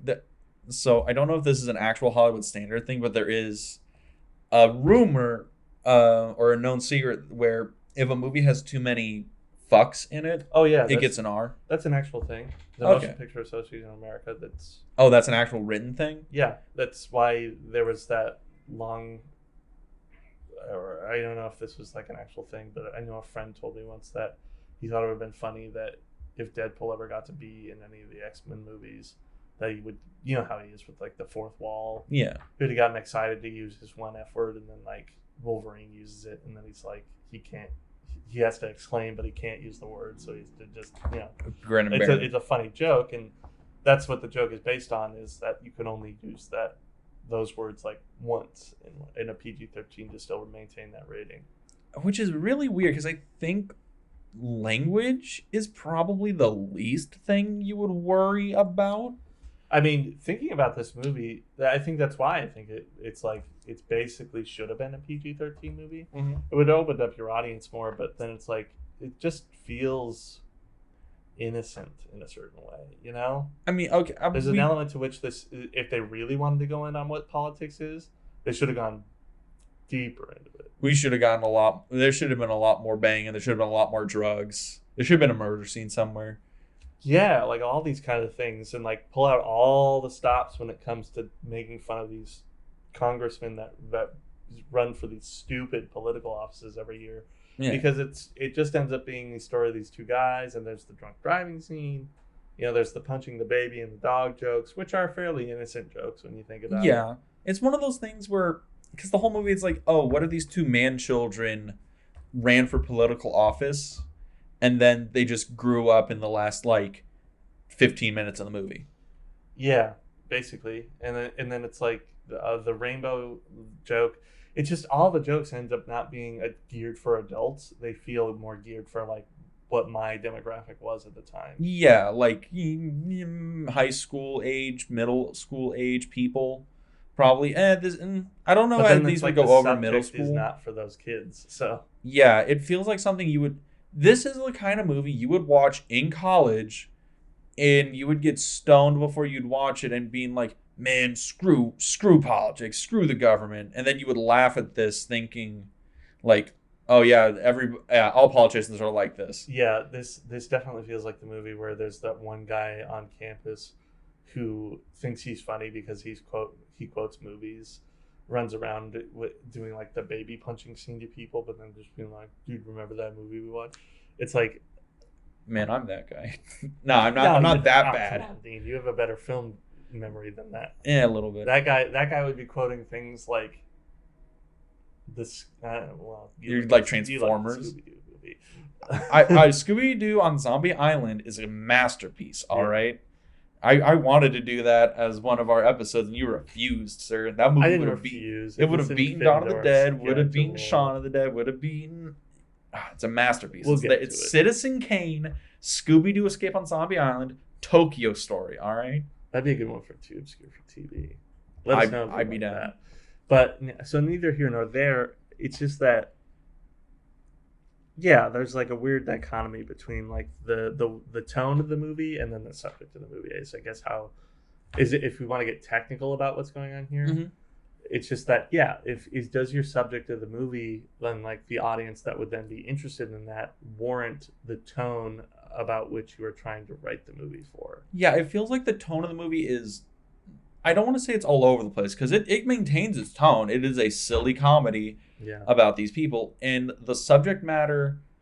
I don't know. I don't think they take it seriously at all, and I think that's kind of the point they're going for. Yeah. It might just be a taste thing, where it's like you really want them to take it a little bit more serious because you can get a little bit more smart comedy out of it, but I don't think they want a smart comedy out of it. They kind of want a dumb popcorn comedy. It does, and it does feel a little bit like Talladega Nights in that way because while Talladega Nights is not like a smart comedy, there's some funny jokes and moments in that movie because of the actors acting them. Like the knife in the leg scene. Oh my god, I love that. But there's physical comedy to that I think works, and there's physical comedy to a lot of that movie that works. Like him thinking he's on fire on the racetrack, the breaking my arm scene. There's a lot, that ends up working in favor of that movie because of the people performing it. One of my favorite jokes in Talladega Nights is when he has to drive away from the cops and whatever, and he's like goes to pull the bag of drugs out from underneath the car, and it's like, son, you finally broke through your mental barrier. This is just a bag of Lucky Charms. Do not snort the Lucky Charms. And I don't know why, but it's just the little note that says "Do not snort Lucky Charms." It just makes me smile every time. Yeah, but yeah, and you know what? There's an interesting note there too because some of the jokes of that movie come out from the legitimate character arc that movie ends up housing, which is fascinating to think that you can get a character arc out of a NASCAR driver, but it's a good character arc. It's one of those things where they take the standard story of athlete who falls from grace and has to work his way back to the championship, but it does it through NASCAR, and they realize it's like, if we do this seriously, no one's gonna watch it. But it ends up being kind of serious. It ends up being kind of serious, but it's serious in the fact that what he's doing is like, oh yeah, that's a serious thing, emotional thing you're going through. But they don't play it straight at all. It is ridiculous all the way through, and it works the entire time. Yeah. And you know what that movie even reminds me of further? Mm-hmm. If we want to go further into this whole raunchy comedies with lovely stories to them. Mm-hmm. The movie reminds me a lot of Joe Dirt. Oh, Joe where Dirt. It's like, it's this journey through this interesting, trashy character's life that humanizes them in some way. Where you end up rooting for this total trash bag by the end of the movie. Joe Dirt is such a weird movie because... I love that movie. Oh no, don't get me wrong. I own it on DVD, by the way. Yes, that was one of the first films my parents bought on DVD was Joe Dirt, by the way. #flex. But it's one of those movies where it's a character study of a guy who should not be an interesting person traditionally. He's like that. Like you look at Joe Dirt and you're like, your entire life story should be, I was born in a trailer park and I drink beer and then I work at this radio station as a janitor, not this Odyssey-esque, journey with Herculean task of like discovering your family, where you come from, like finding love and losing it, and then all these weird, interesting people you meet along the way. It's like, oh brother, where art thou? Except it's about one dude who is also super white trash. Yeah. But yeah, I don't know. It's like, so this movie completely misses the mark on getting me to care about either of these people. a little bit, yeah. I don't think that's the point of this movie at all either. I'm not knocking it for not doing that, because really, I don't care about either of these people in any way. It sucks because they try to make you care about Zach Galifianakis' character, but he just gets cucked in the process. yeah. Oh my god, that made me so angry. His wife cheats. Will Ferrell's character is embarrassed by Zach Galifianakis. So his plan is to have sex with Zach's wife, Yeah. Mrs. Huggins, and he successfully does it and tapes it and then premieres it as a promotional or a campaign ad. And Huggins is like, oh my god, like, I loved you, what's wrong, please leave. And then he takes her back at the end or whatever, and her whole excuse is like, well, this is the first time you talked to me in weeks, oh, I felt so distant. And I'm like, no honey, you took it in the refrigerator. Yeah, it's a funny scene. It's funny. It's funny as hell. Oh my God, I think it's one of the scenes where we start to get our R rating. Yeah.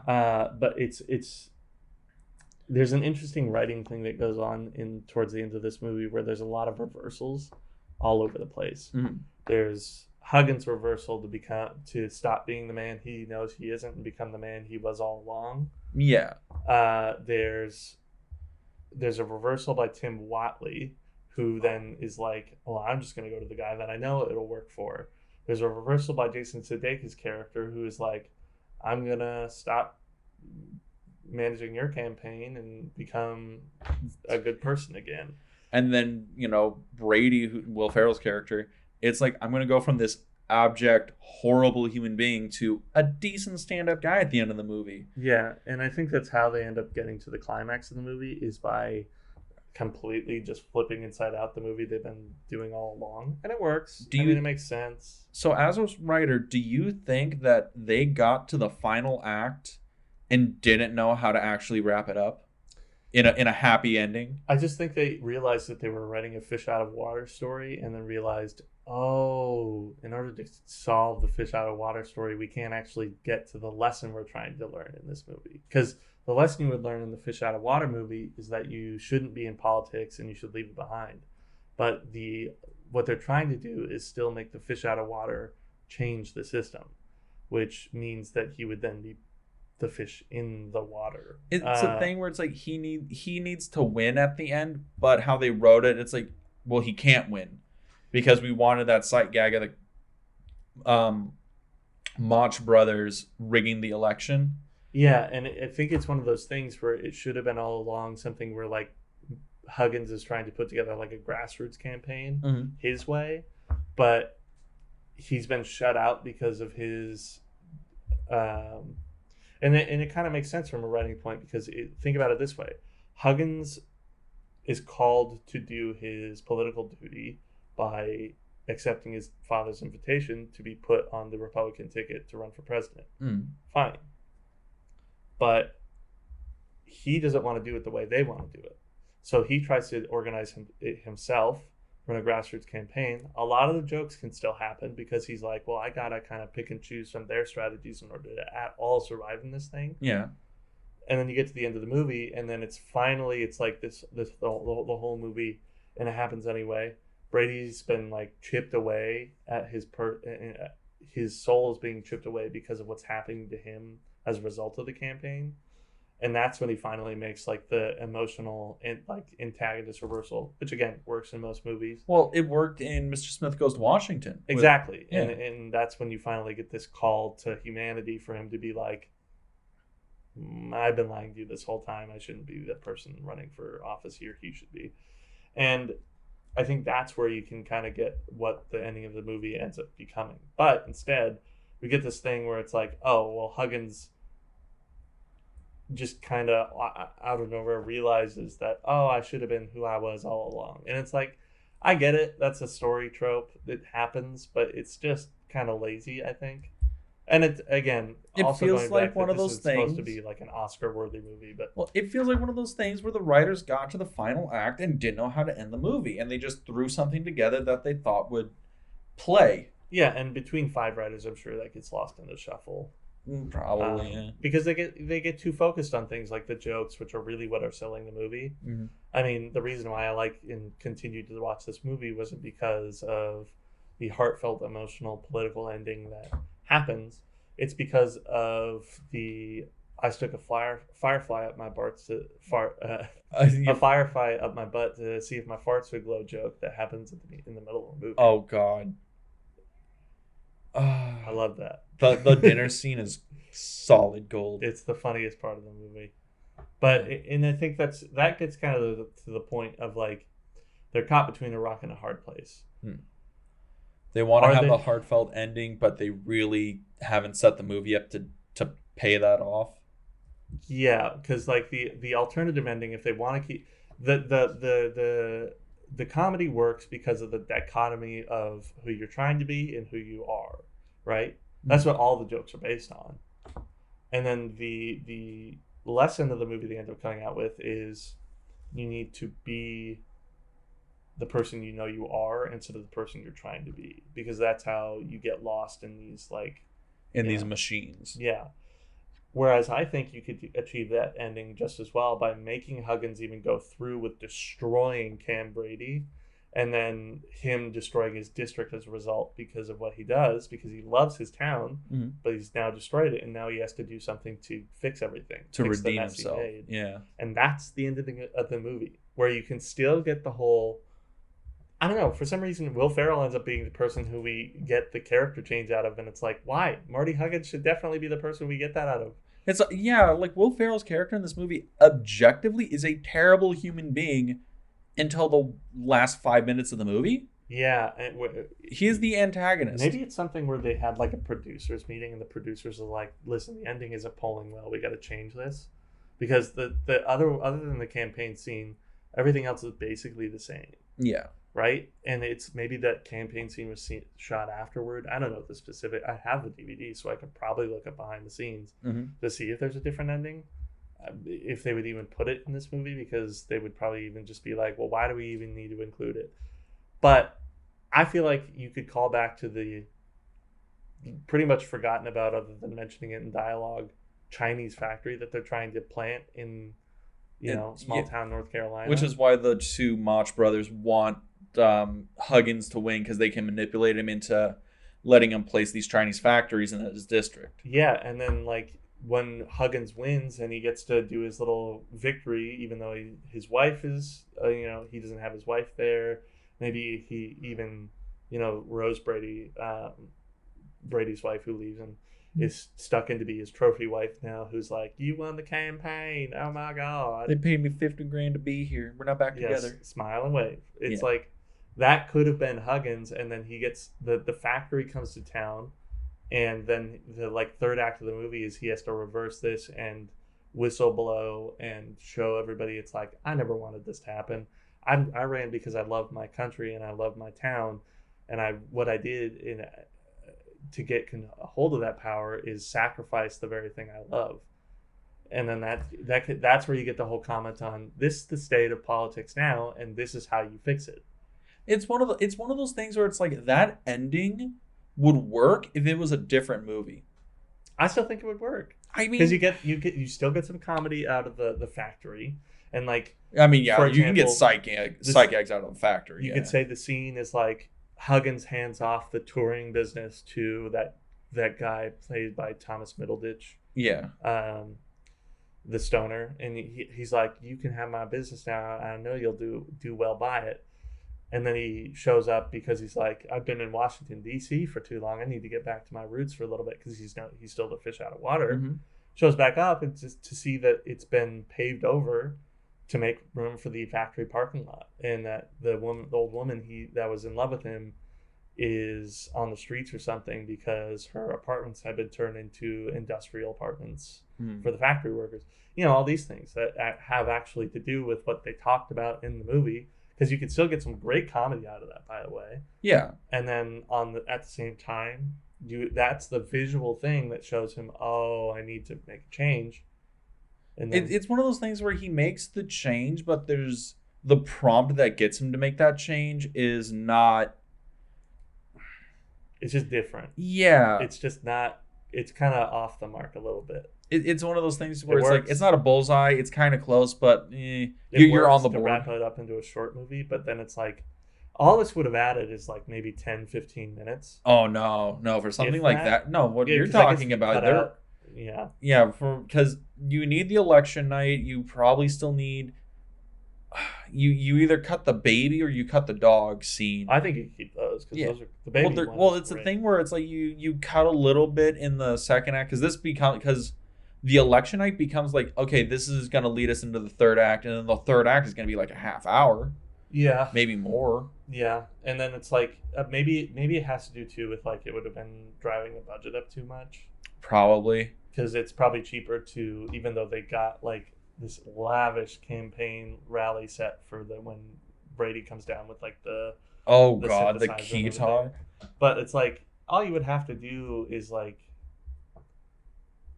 put a factory somewhere in the background, some nuclear waste, and a parking lot, and then you've basically done what I've just described in that one scene. Trash up the town a little bit and have them walk through the ghost town because the rent's gone up because of the You factory. do what Back to the Future did, where you make the same Yeah. set look Yeah, basically. totally different. And it's just like, I feel like then too you could get this really cool sequence, and that instead of it's just Cam Brady going up on stage and then revealing that he was a liar, it's Huggins breaking into the factory and making like this expose tape, because it's like him, grabbing his cojones and being like, this is what a man would do, instead of laying down like a dog like I used to. And then he leaves his wife because she cheated on him. Well, Yeah, that's what I think he has a particular vendetta against that. a little bit. I'm just like, bruh, she did you dirty, and you don't seem to have any problems with this. Because that's what he is. He's a family man, and in a certain way, it does. I think it's just one of those comeuppance things where it's like, well, you got what you deserved, Marty. You sacrificed your family in order to become a politician. Yeah, no, like I'm still saying it's like, bruh. Nah, you divorced her and you get the kids. All right, she did you that dirty on national television, bruh. It was the most successful campaign ad because it was half campaign ad, half pornography. Not to get again too into the legal aspects of it too. You might even under certain California, at least I know, law, be able to describe that as revenge porn nowadays. So They do describe that as revenge. Actually, that is literally what that is. So- He's getting revenge on Zach Galifianakis by moving on. You got to give her a little credit here. She was all she wanted was somebody to pay attention to her. Yeah. And it might have been Drew Carey that she was waiting for. Oh, the Drew Carey bit. I don't know why. It's good. It was a good scene. But, I mean, I feel like that's what really could have helped the movie, is then you also drive up some of the conflict a little bit. There's not a whole lot of conflict in the climax. There's I'm not. saying I don't it's know, not. because this movie, it's like, oh, the conflict is between these two guys and how they're being manipulated by the rich folk. And the end of the movie just kind of, it's like, oh, there you go. Zach Galifianakis being who he was all along saved the day. And it just kind of ends. Yeah. It's really weird because this movie, I think it works as a funny, silly comedy. I think it really works. It's really funny. Yeah, But it has some story issues to it, and I think that's where we're having problems. A lot of these comedies end up having them, because if you want to kind of segue into the wrapping this up, Yeah, to talk more broadly about these comedies as a genre. both these films, these political comedies. Yeah, and kind of like the anywhere really after 2005 was the start of the decline of these comedies, right? There's like a clear decline in the quality and Of these Like- brand of SNL alum raunchy R-rated comedies. or in general that the genre as a large followed suit, because I feel like before that year 2005 you could have a wide range of comedy stars. They were interesting stories, they were well thought out, Mhm. tight but well thought out, they still had some heart to them that made sense, and then you would have these marketable comedies that could come out every week and everybody was happy with how much they laughed versus also then how much they liked the story. Because if you remember, I mentioned earlier A Night at the Roxbury, you don't just remember that story for it being a ridiculous premise which follows Will Ferrell and Corky Romano. Like, I know that's not his real name, but that's the character I know him playing. Damn it, I can't remember his name. Oh God, sorry for this. We're really bad at talking off the He's a cuff about hilarious actors. comedian. It's SNL alumni. Yeah. Kazan? Is that his last Chris name? Chris Kattan. Chris Kattan. Yeah, sorry. We kind of talk off the cuff, so we have to look up people's names. No, I mean, it's not like we had to. We don't have it. We're not Siri. We don't have a working memory of everything. Yeah, that's what happens. But that movie is also good because it takes those characters and gives them a nice story to follow. Yeah. Or another one that I always love because of how emotional the movie can be, but then also how hilarious it is. Mhm. It's Tommy Boy. Oh, Tommy Boy is so good. Yeah, and that movie has political hues. Yeah. With the whole way it deals with American economy and working class Americans. Well, Chris Farley even did one with David Spade, Black Sheep, where it was literally about a bumbling brother who had to be pushed to the side during an election year. Yeah. And honestly, it's so sad we lost Chris Farley because he made some great comedies. Yeah. But it's like in that way, you have these hilarious, time-honored comedies that had a whole lot of heart to them. Oh yeah, I mean, but then- those were like 80s, 90s comedies. Like, honestly, you could probably list some of the best like comedies of your childhood, and most of them are going to be from like the 80s or the 90s. Ghostbusters is one of them. Tommy Boy, Back to the Future is a comedy. Planes, Trains, and Automobiles. Plane, Trains, and Automobiles, which, by the way, I've never seen all the way through. You got it. I mean, it's a classic. I know. I'm gonna watch it. That'd be a really good one to do next year for Thanksgiving That probably, yeah, because it's a Thanksgiving movie. it is. But yeah, it's like there's this clear division after that year 2005 of just like comedies start to get less and less about the story. Obviously, there are still some diamonds in the rough, such as Hangover, great story. Yeah, Though I think it had like will this kind of, it had this like different film over it. I mean, film not in the movie sense, but like a layer of like lens of sorts that is a little bit more like realistic than some of these comedies. Mm. And that's kind of like the comedy of the movie is Well, that it plays into the ridiculousness of what the reality of the situation is. So I have a theory about that. Yeah. So the 2005 or the post 2005 comedies, that's when we started getting like, oh, these are SNL alums who are basically improving most of the movie realistically, right? Yeah. They set up like a basic outline of a scene and they just kind of improv through it. 40-Year-Old Virgin that movie was terrible to shoot because the actors would just improv every scene like on the day. So they went over like a million feet of film or a million miles of film or something like that. And we got that trend of, oh, these comedies that are basically no script improv shows with a basic outline are successful. But the problem is that those comedies, they have funny moments, but they don't hold up really well to scrutiny because the jokes are super surface level because it's just a comedian trying to riff on the moment, like off the top of his head. Yeah. Adam Sandler movies are like that. Well, actually, yeah, most 2000s eras Adam Sandler movies are like that, where it feels like it's him and his buddies and they just kind of riff a scene off. Yeah, the Grown Up series in particular. Where it just feels like it's just him and his friends and they're sitting around and they're just like, okay, this is kind of the scene, and they just kind of riff the movie.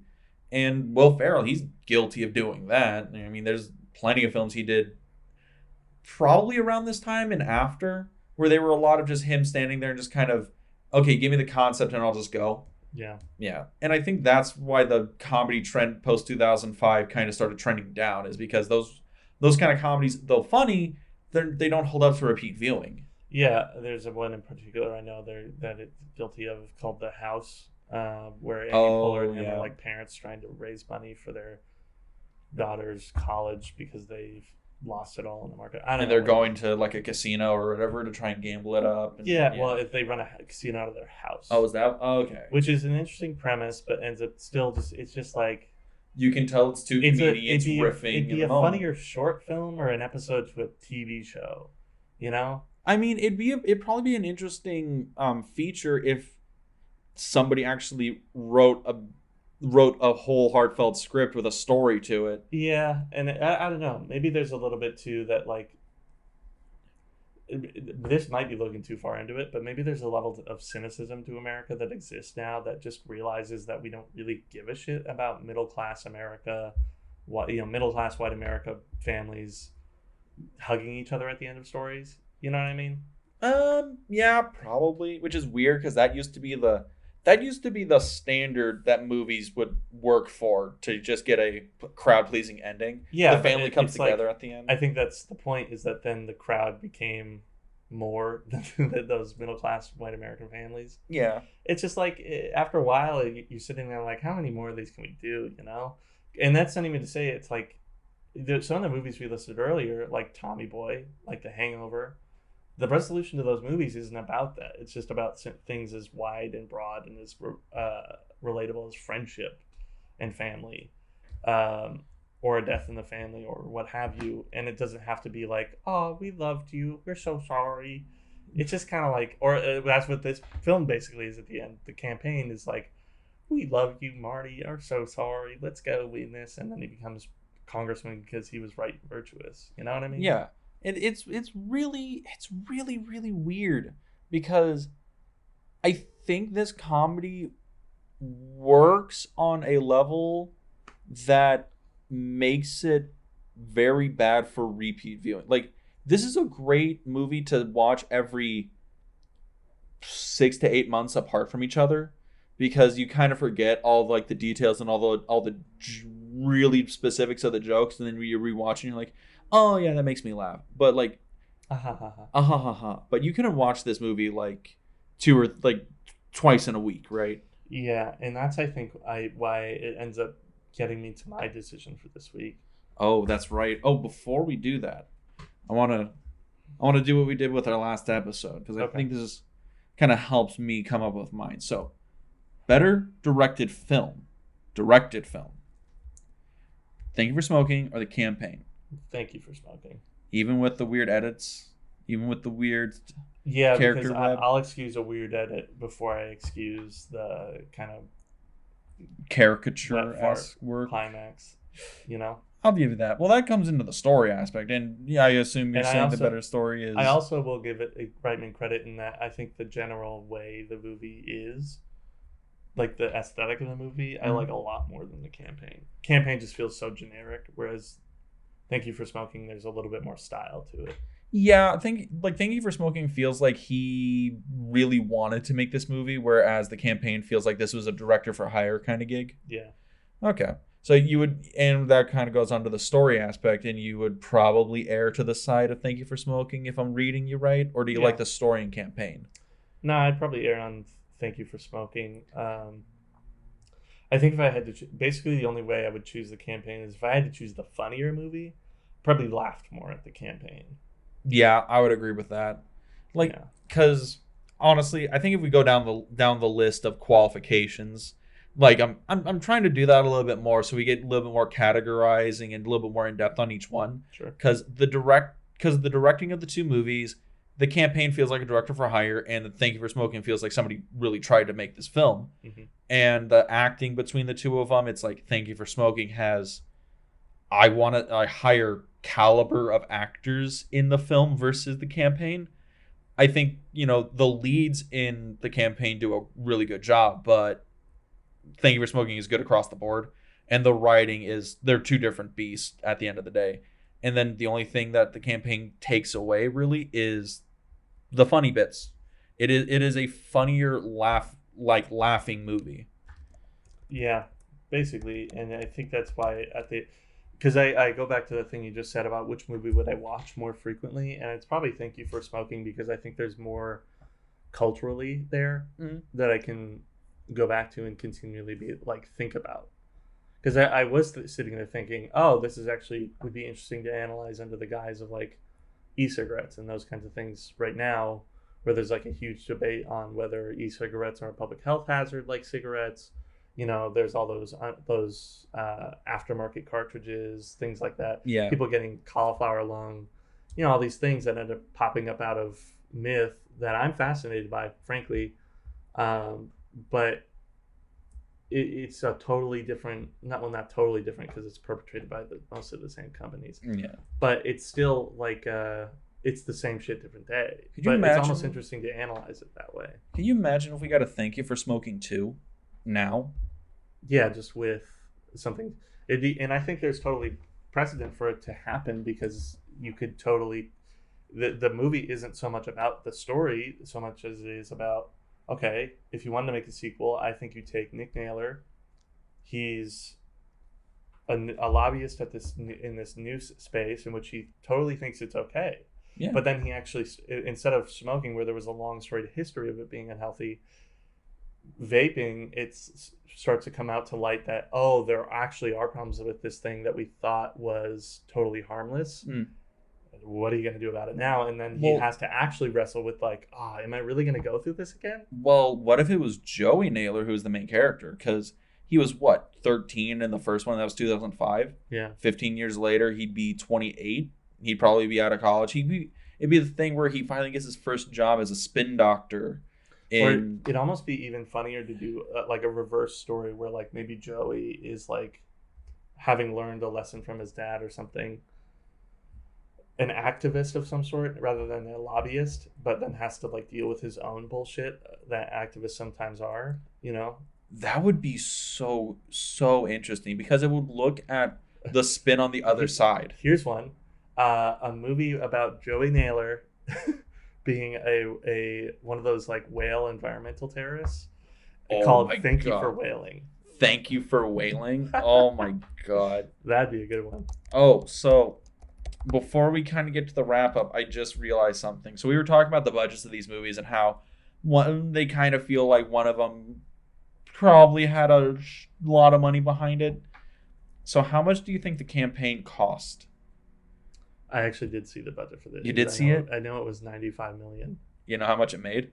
Like $104 million. Yep. The campaign. I cannot fathom a universe in which this movie should have justified a $95 million budget. Oh, right? This movie, because it's only 80-some minutes long. So that's like over $1 million a minute. What locations cost that much in this movie? It was over $1 million a minute. Yeah. This movie is not that caliber of film. No, when you think about it, in all other areas except for the budget, this movie is like a moderate success. But when you start to factor the budget in, it's like, wow, this flopped. This was probably the movie that this is the movie where it's like, oh, you directed this? Okay, we know this is a director for hire job, but this killed your career. Or it's like, oh, I know you cut. Granted, nobody could kill Jay Roach's career. Yeah, it's true. He's the man responsible for Austin Powers. So yeah, no one can do that to him. You're probably going into the Library of Congress someday. You're going to be an AFI. You're going to be. Man will live forever. Yeah. But Thank You for Smoking. What about that movie? How much do you want to guess Thank You for Smoking cost? It's weird because like, what I would have guessed, the campaign to cost was like $25 million, right? Yeah, just for what's on screen. Still a decent chunk of change, but it's kind of cheap by like a major studio standards. Yeah, looking at it, you're just like, this is probably a movie where a lot of the actors were like favors kind of thing, and that's how you can get them for cheap. But it looks like a $25 million movie. But I know it wasn't favors, is the thing. Yeah. People got paid for this. So how much do you think they paid Dan Aykroyd? Feels much more like favors because it feels much more an intellectual movie in which the material might have convinced actors to be a part of it. And this is also kind of before some of these actors got huge, like out of reach of being able to pay them. So I would say I wouldn't be surprised if this was around 50 million. 50 million. Yeah. 50 million. Yeah. This movie, $6.5 million. And that's exactly the difference here, folks. That's why Thank You for Smoking can go on and be a success no matter what happens, because obviously there's going to be more than that in the box office for this with all those stars. You want to guess how much the box office was? $6.5 million. That's how much this movie cost. Yeah, and that's exactly why, I don't get it, because it looks like a much more expensive movie. The sets, the props, the production design alone looks like it cost them like a fortune. But it's somehow just like, I just don't understand. Like the campaign, 95, not like that's high you're almost triple digits. Yeah, that in the millions. That's one of those things where it's okay. So in Hollywood, a low budget picture is like what, 20 million and below. Yeah. And then once you get into like the hundreds of thousands of dollars, that's when you get to like a ultra low budget feature, right? Like what the standard of like a modestly budgeted film in Hollywood now, it's what, like 50 million, 60 million? Above 50, yeah, probably. A little bit above 50. This is getting into like, oh, this is almost like a superhero movie. Like it would be a blockbuster action movie budget at like $100 million. Yeah, actually probably. Like that reminds me in 2012 numbers. It reminds me of what like Sicario would be shot for in my mind. Which I don't know. I have no clue if that's comparable at all, but I know that probably came out around the same time. Actually, within a few years. Sicario, I can actually check because that came out in 2015. Yeah. So a few years after. Yeah. Oh, yeah. But that's like a standard, like you would say that explosions and guns action movie. Budget for Sicario estimated $30 million. That's what I'm saying. It's like, how can you justify that? What in the campaign costs so damn much money? I need to find it. You have to find this out. I'm gonna find this out, but like I don't know. Like it has to be a thing where it's like we're not seeing scenes, right? There's got to be like we're not seeing scenes, maybe reshoots. People were paid too much, like maybe the rewrite. I know the rewrites would never garner that much of the budget. God no, like even if it was like for these no names, you got to be kidding me. Even if it was like a thing where it's like, yo, we need a screenwriter like on set working around the clock to rewrite scenes on the day. How much would that even cost you? You ain't getting you wouldn't even have them in that for this kind of production. You wouldn't have them at that point. You would have the writers in pre-production only. Like you would have the script pretty much nailed, and then if anybody's making rewrites on the day, it's just ad lib or the director. I mean, what if it's a thing where it's like, do you think Jay Roach asked for too much money?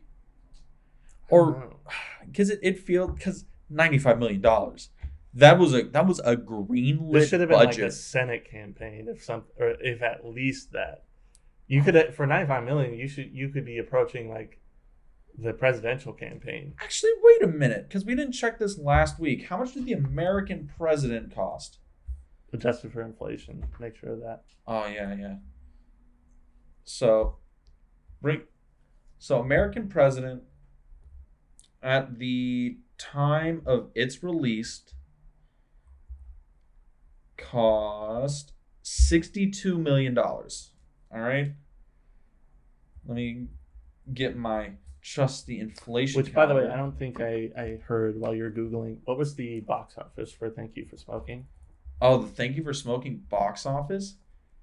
$39 million. Actually, it was closer to $40 million. So fair. It made its money back. It made degrees of its budget back, which is what you're aiming to do. What is it? They say that you got to make double or more. Yeah. So $62 million. And that rule too is so weird because it's like people always think of that and it's like, geez, that's a lot of money you're thinking to make. Well, it's like, think about anybody who goes on like Shark Tank. Of course, they have to make more than double their money back, even though it's only $50,000, $100,000 they're putting into the product. Yeah, that's like only $1 million when you think if you make it 10 times. So yeah, you have to make degrees of whatever you're putting into something back to make it a worthwhile investment. Oh, and $62 million in 1996 when it came out would be about $100 million today. And the American president has way more value. way more production value than this movie. It's definitely a way better movie. But the production value there still makes sense because of the sets they would have had to build. And like the cinematography, yada, yada, yada. Oh, yeah. Even like the star power involved. Oh, God. Is that what it was? Like, do you think the campaign would have warranted $95 million just for the star power? I have questions to ask agents if that's the case. I mean, we may never know. It's just one of those things where it's like nobody gives a shit about this movie. So yeah, this is one of those movies they funneled drug money through. That's probably what that honestly might have been what happened. They just funneled drug money. Yeah. Who knows? I mean, it is a who knows. Oh, and by the way, for Mr. Smith Goes to Washington, adjusted for inflation, it cost $2 million in 1939. Would have cost today $35 million to make. I just don't get it. Right? Then again, I'll give it one thing. It's a much different production. Yeah. So yeah. Today it might be more along the lines of the American president's budget. It probably would have been more than fucking $35 million. If probably that's where closer it to was 50. to happen now, it would definitely be closer to that budget because of the intrigue of a lot of stars and producers. Yeah. But granted, like I think if they try to remake Mr. Smith Goes to Washington, people would probably get real mad about that. Well, also it just wouldn't work. Those kinds of people don't exist anymore, and it's a much different political landscape. You know, it'd be interesting to see it, but you would call it something else and try and play the story. Yeah, off the record of the podcast, legitimately, I do have an idea about it later. But anyway, I guess to make our final decisions.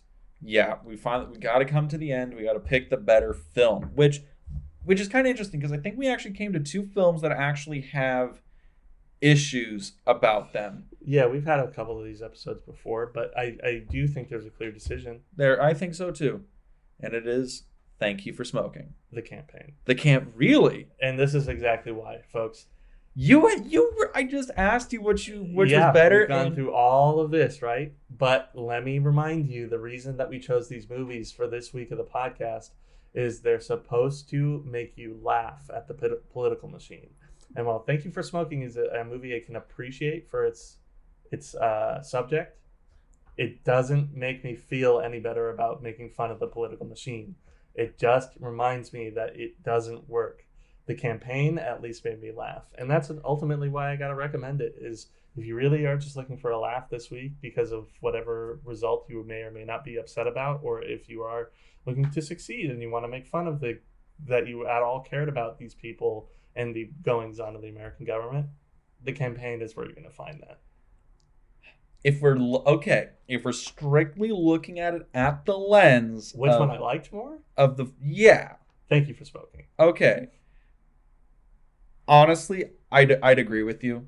Yeah. If we're strictly looking through it at which movie got more laughs out of me, which movie made me feel better in the crazy world we live in, probably the campaign. I think Thank You for Smoking is a smart movie. I think it works. I think there's a lot of good actors and a lot of good play, but I didn't laugh out loud to a tongue lashing like in campaign. Exactly. Yeah.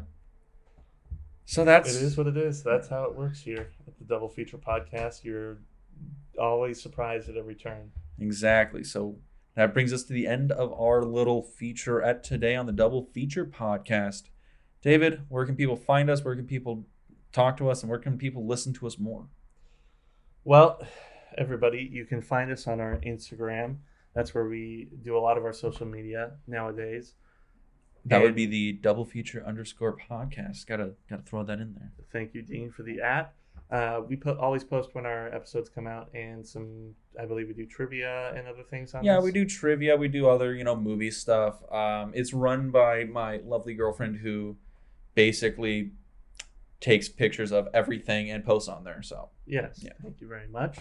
And you can also find us on our YouTube channel. We'll be having I know we've been promising it for a while, but by this point, actually, we should have released some content actual content. That's not Yeah. just podcasts. I know in the present, we're working on it right now to be finished in an actual timetable. So it will be done within the next week of this recording. Hopefully. I like that. I like that we're making moves, team. We're finally doing finally stuff. impress the people that we were trying to impress. But you can find all that on In the Frame on YouTube, and I think that's all the places they can find us, right? In the Frame, yeah. Well, you can also find us on the other podcasting apps. Of course, if you want to actually follow this podcast and keep up with these insane conversations that make zero sense and end up having zero bearing on reality. But they're fun. But they're fun. I mean, that's what movies are as a whole. You can find us on Spotify, Google Podcasts, Stitcher, I believe, Radio Public, all these random podcast places or wherever you listen to podcasts, as well as our Anchor.fm link, which we all have linked in the description of the episode. And thank you to this week's sponsor, Anchor FM, for continuing to keep us afloat. Please give us money. Please click the link if you want to start a podcast of your own. I think that's it for this week on the double feature. Just about. I think we're also gonna be recording some Too Obscure for TV soon. So look out for those. Yes, we're gonna continue that series. We loved it doing it, and I think we're gonna we got several episodes planned, so we're gonna keep it up. For now, next week, also before we forget, we're going to be watching we're going to get out of this whole political mess. We're going to leave the fantasy world of satire politics and get to some actual fantasy worlds to escape. And we're going to be watching a couple movies known as The Princess Bride, which before my sister's favorite movie of all time. A lot of people's favorite movie of all time. And I believe you said maybe a few episodes ago, one of the greatest fantasy comedies of all time. Absolutely. It's one of the greatest screenplays ever written, that's for sure. All right. And then we're going to be pairing that with Willow. Which, underrated classic. This is the Star Wars of fantasy movies. It's Ron Howard, you got Val Kilmer. I think you'll be pleasantly surprised by Willow if you haven't seen it before. Well, we'll see if you can convince me, Dean. Until then, that has been the double feature for this week. Everybody, have yourself a fun time. Peace, and don't burn down my car, please. Yes, please don't. See you, Dean. Bye.